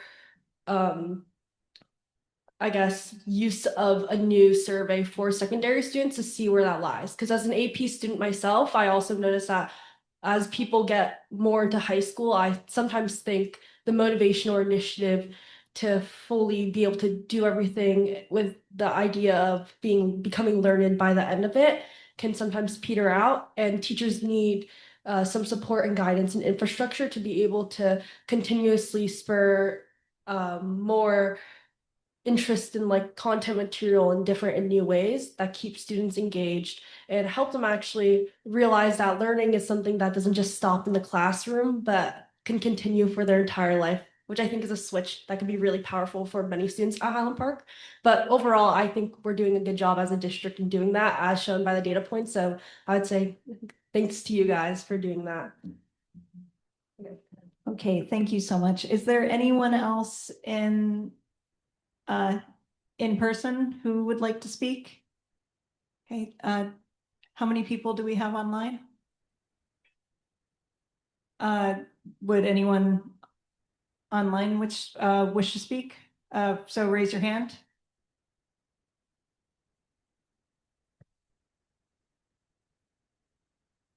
Going once? Going twice? Okay, in that case, we will end the first public comment portion of the evening and move toward board committee reports and recommendations. Dan, you want to start with curriculum? Yes, so curriculum instruction met on May 21st, just last week. Almost our entire meeting was on the math curriculum adoption, except for maybe 2 minutes.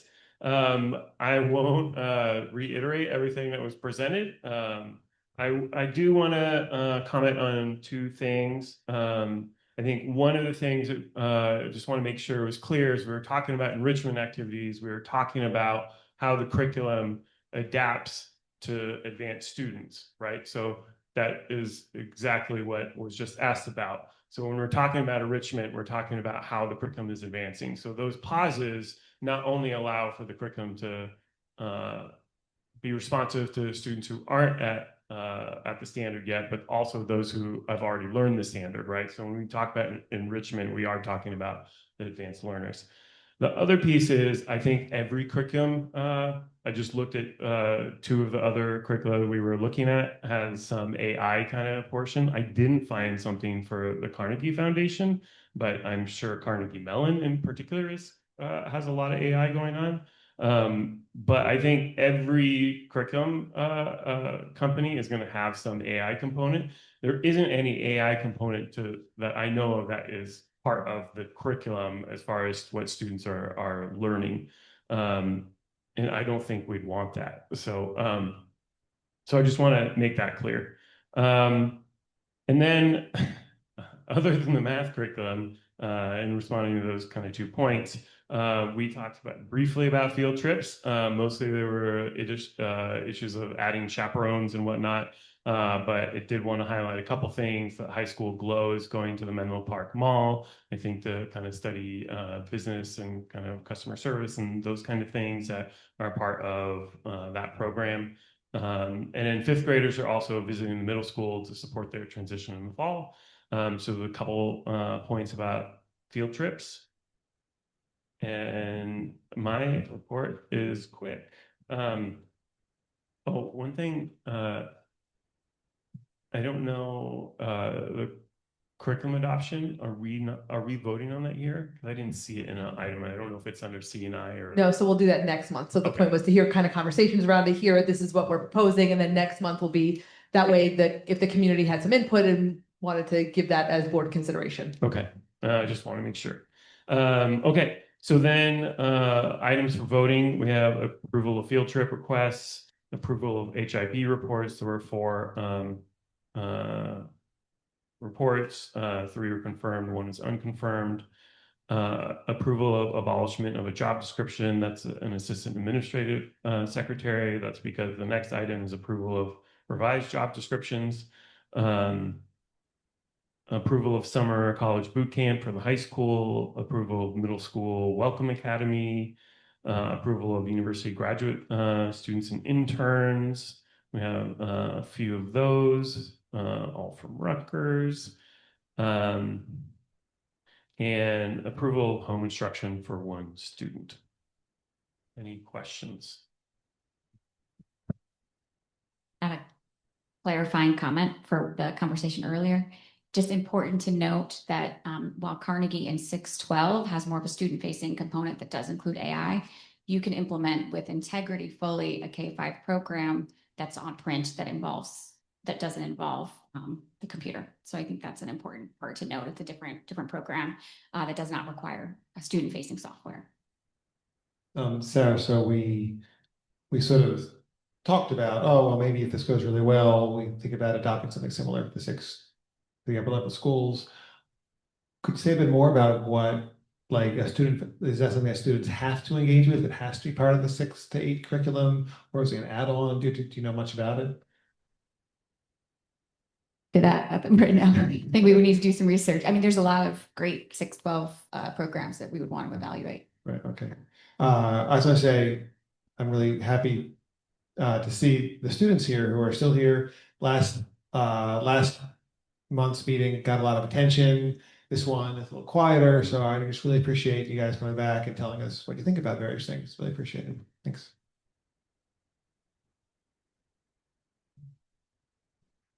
Okay, Equity and Excellence, Nikki? Microphone, yeah.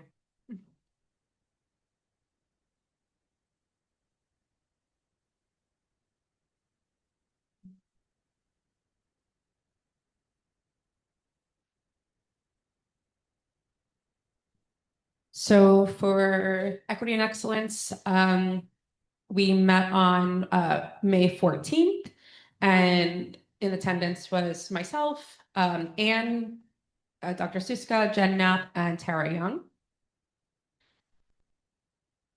And we had a few great discussions. One of the first discussions we had was about ALP, what it is, the accessibility, and closing the opportunity gap there. We went over what the ALP is. It's the Advanced Learning Program. It's Highland Park's version of the Gifted and Talented. The students there participate in collaborative work, but there's an independent option for those who do better independently.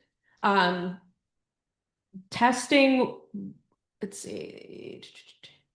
So there are multiple measures that are used because there's multiple ways of a student being gifted and talented. One of the ways that they are recommended are teacher recommendations, their academics, their creative abilities, behaviors associated with gifted students, etc.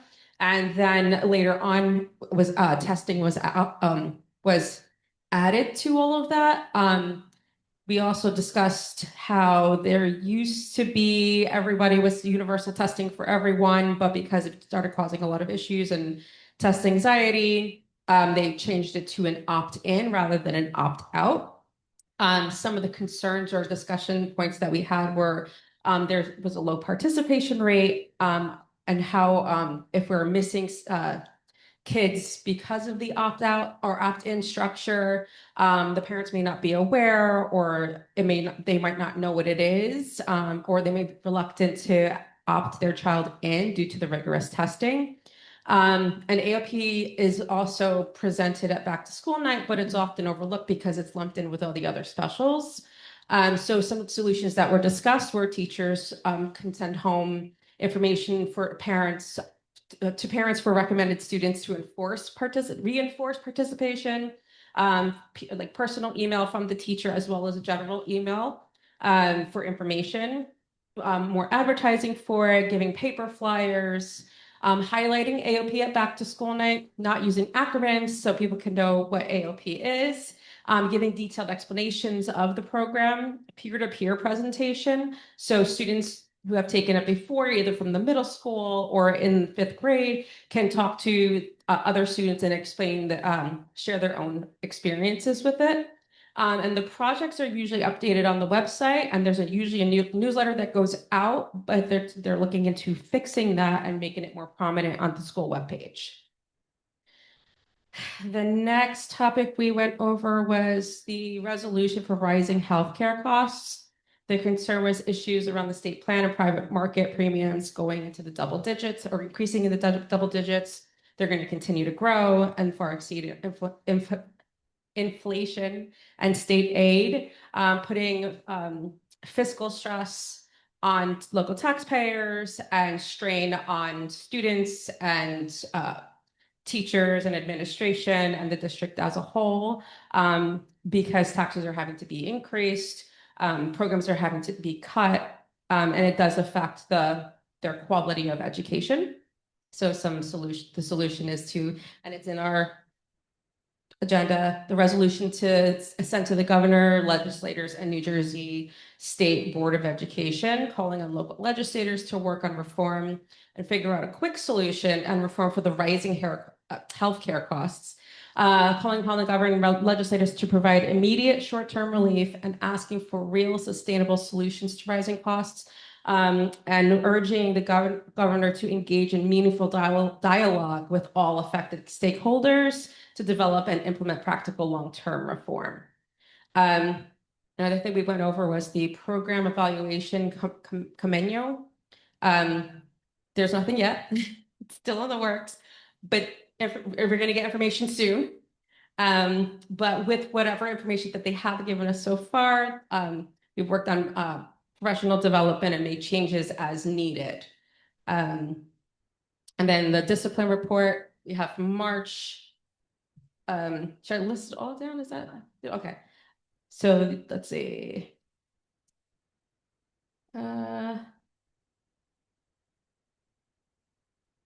Oh, and another thing, and this is an exciting thing. Parental controls for Chromebooks are being explored so parents can control, they can have parental controls on the Chromebooks at home. Not yet. It's being explored. The district is aware. And so I already talked about the resolution, so that concludes my.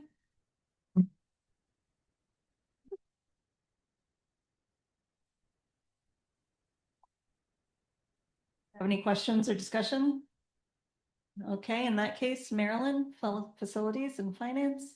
Hi there. I'm covering for Allison tonight. We met on May 12th, and it was Allison, myself, and Dr. Suska, and Mr. Rosa, and John Flanagan. We always review the action items first under finance, as you'll see in a minute, our typical reports for April.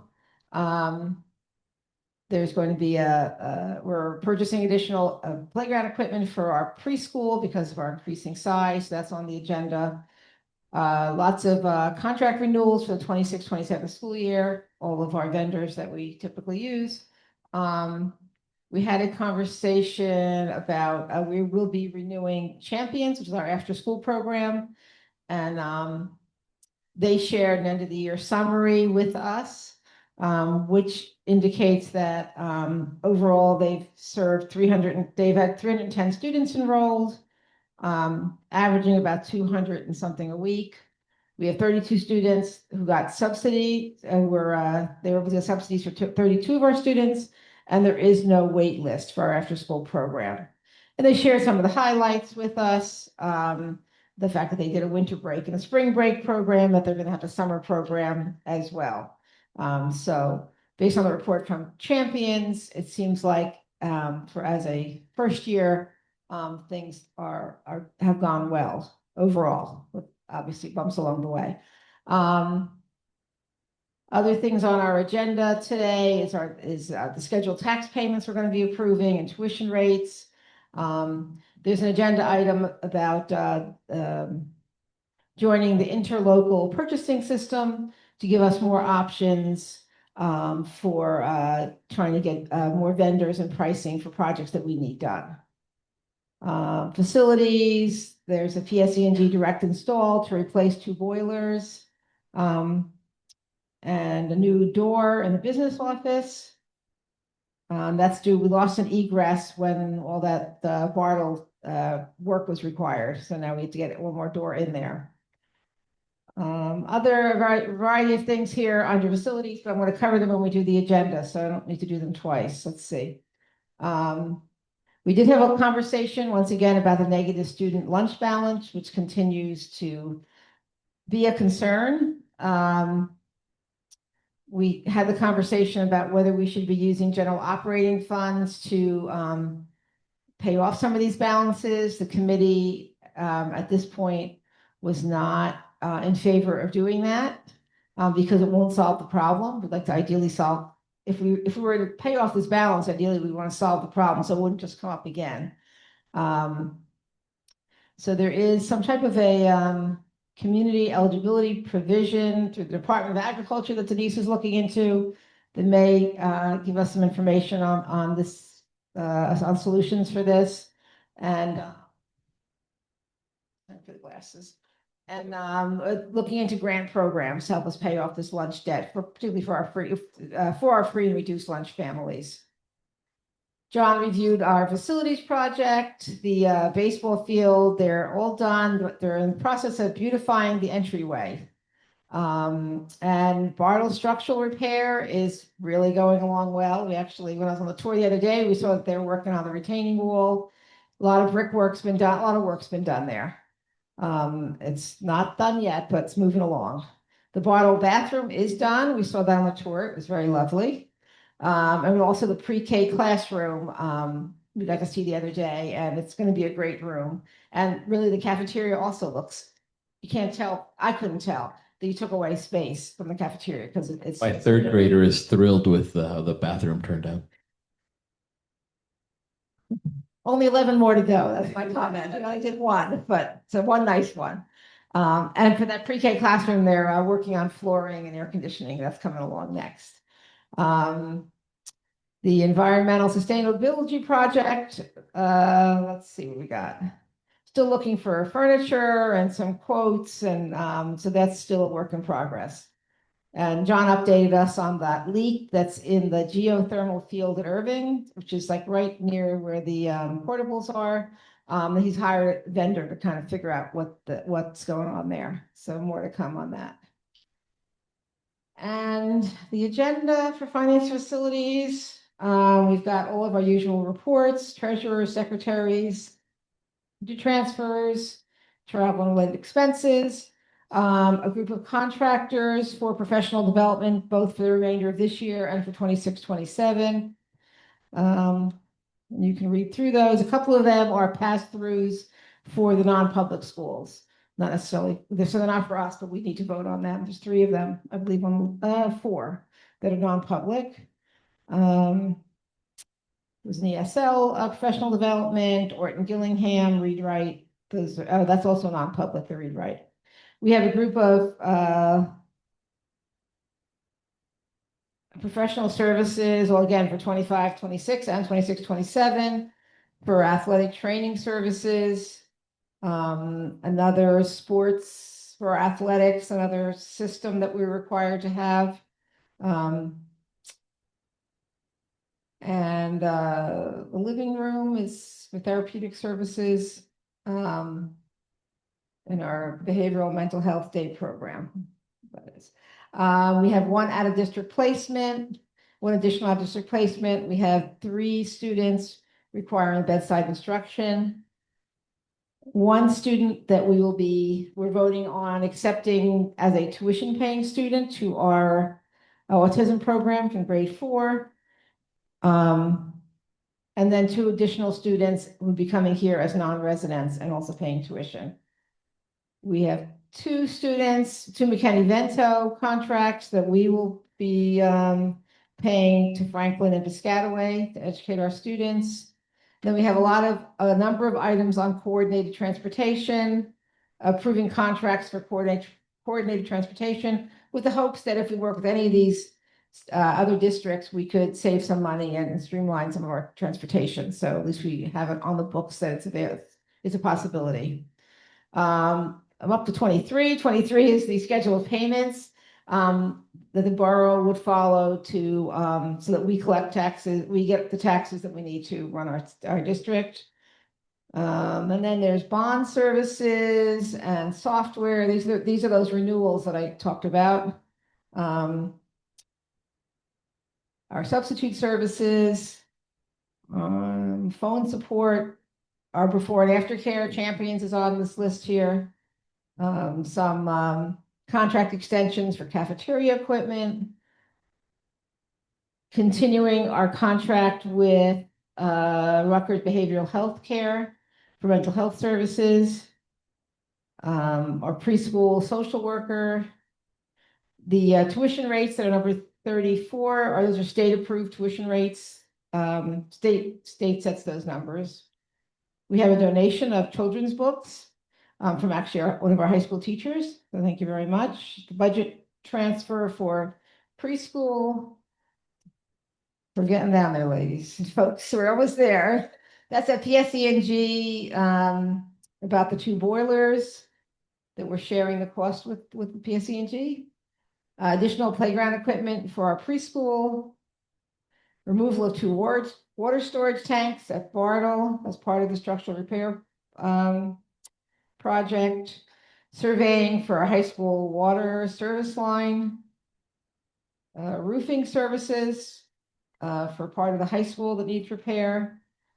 And another cooperative, Bergen County Cooperative Pricing System again, looking to connect with anybody that we can that will help us with getting vendors and getting good prices for projects that we need.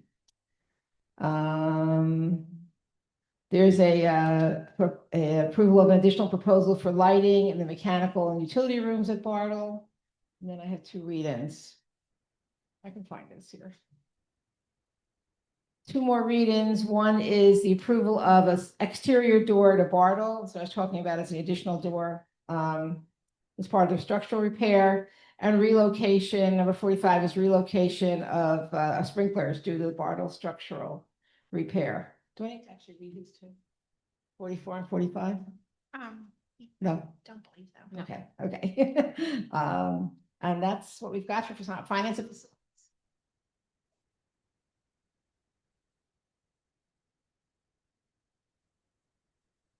Okay, if no questions, then I'm going to go over the agenda for personnel. We have the approval of employment of our school business administrator and board secretary, Denise DeRosa. I'm going to vote no on that one. Approval of employment of the superintendent and approval of the representative assembly of the Educational Services Commission of New Jersey, Dr. Christina Suska. We have approval of leaves of absences for medical leave, maternity leave, etc. 2 resignations, one Mrs. Medine for reasons of retirement, and an administrative secretary who for job abandonment.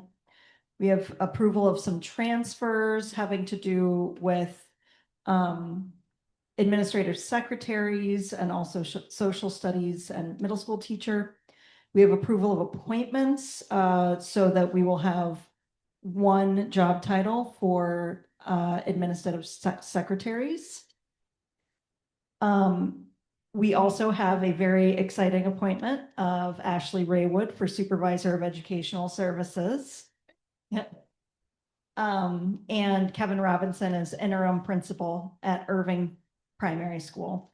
There's also a number of appointments having to do with translators at event monitors, band camp, responsive classroom, summer freshman orientation, and summer boot camp to assist students with essay writing.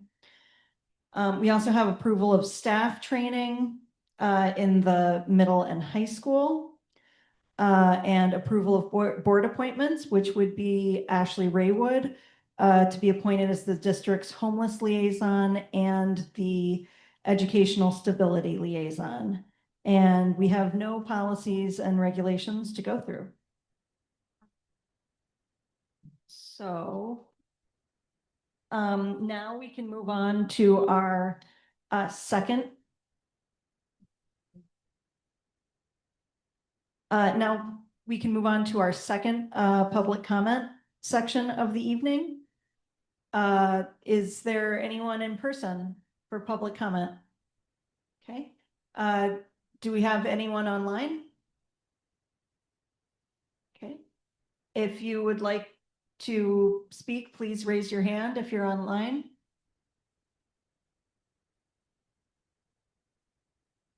Going once? Going twice? Okay, then I think we will close the second public comment section. So now we move on to approval of resolutions. I move that the Board of Education accept the recommendation of the superintendent to approve the following resolutions for the 2026-2027 school year. No. So in A, we are resolving that Denise DeRosa is a qualified purchasing agent. We're resolving that some organizations are designated as providers of services having to do with healthcare and pension, et cetera. Approval of New Jersey state bids and contracts for goods and services. Approval of participation with the following purchasing cooperatives and bidding programs, again, to try to lower our costs. Authorization for the district to purchase certain goods or services from approved Federal General Services Administration contract vendors. Recording and award the insurance broker proposals.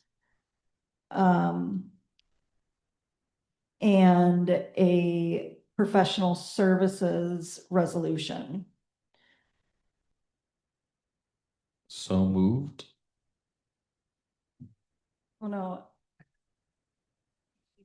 Second. I will second it as well. Okay. Dr. Beatty, Yes. Ms. Cassel Dunn. Not here.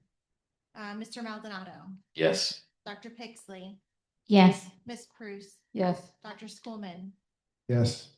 Daniel. Yes. Ms. Bardman. Yes. Okay, and now we're going to move on to approval of board appointments. I move that the Board of Education accept the recommendation of the superintendent to approve the following appointments for the 2026-2027 school year. A through AA. Second.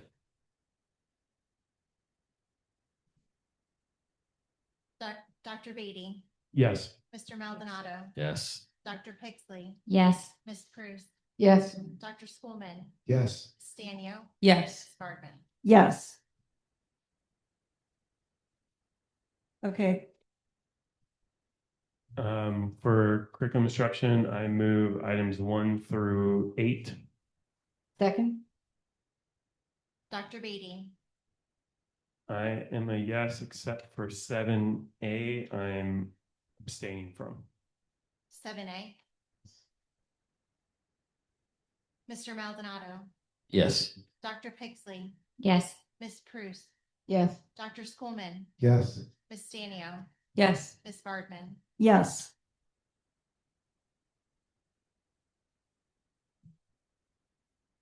Did I correct? No. Yes, you. Yeah. Okay, so for equity and excellence, I move that the approval of the resolution for urging relief from rising public school employee healthcare costs. Second.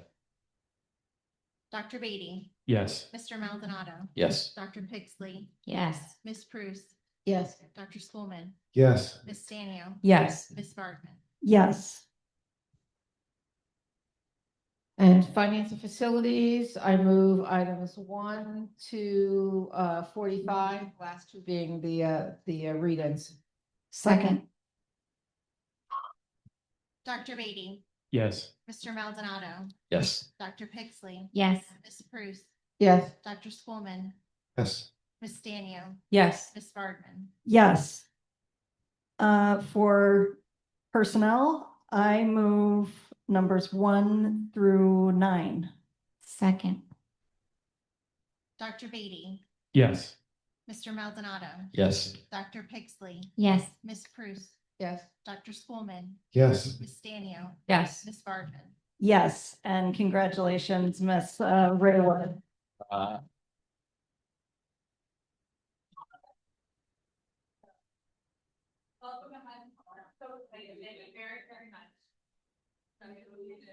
Thank you all, I appreciate that.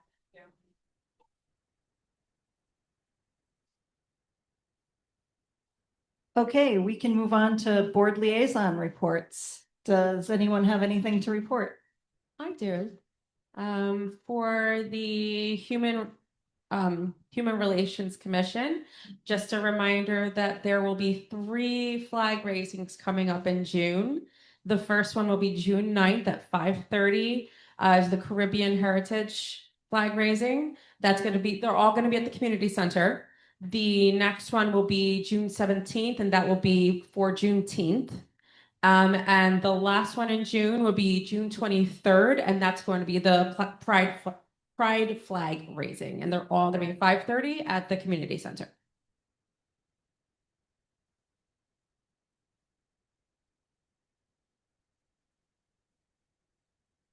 Anyone else? I mean, I'm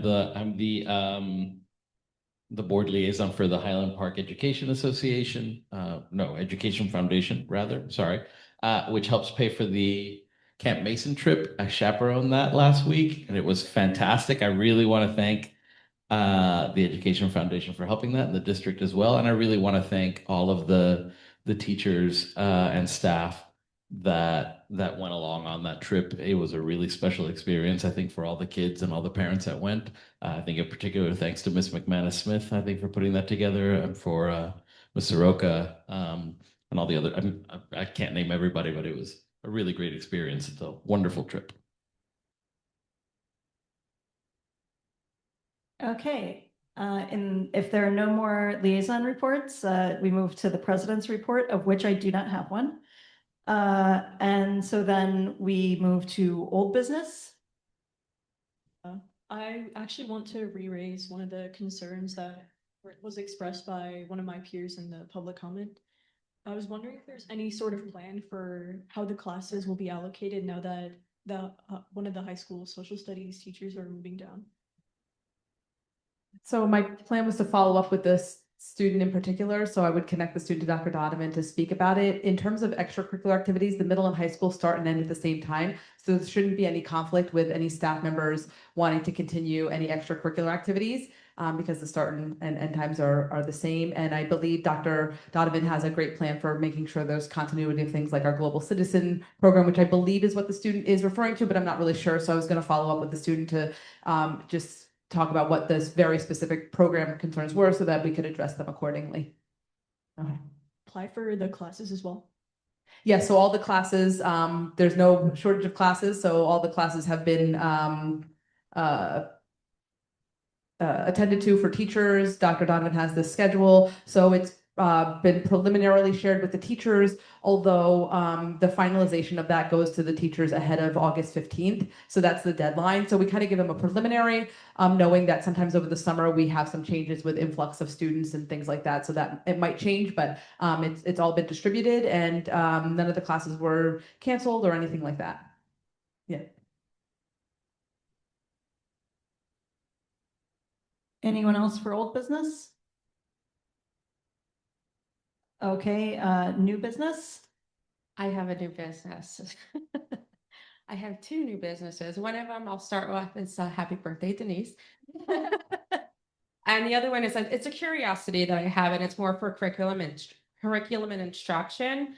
So I think the last meeting we learned that formal typing doesn't start until 6th grade in the Makerspace class. So I was just curious as to why we're not implementing a formal typing class as soon as they're getting a Chromebook, so they're not already developing bad habits before they have to be corrected, and just, start off with the good habits. So I will look into that, because we actually have curriculum around that, and it starts as early as 2nd grade. So in the media space, they're supposed to be learning typing when they go to media. So if that's not happening, I want to make sure I talk to Ms. Knapp and address why that might not be happening at Bartle, but that's actually part of the curriculum for Bartle Media. So I'll look into that and get back to you. Instead of moving typing back, we could always move Chromebooks later. It's whole business, Dr. Schoolman. Putting that out there. Ever new.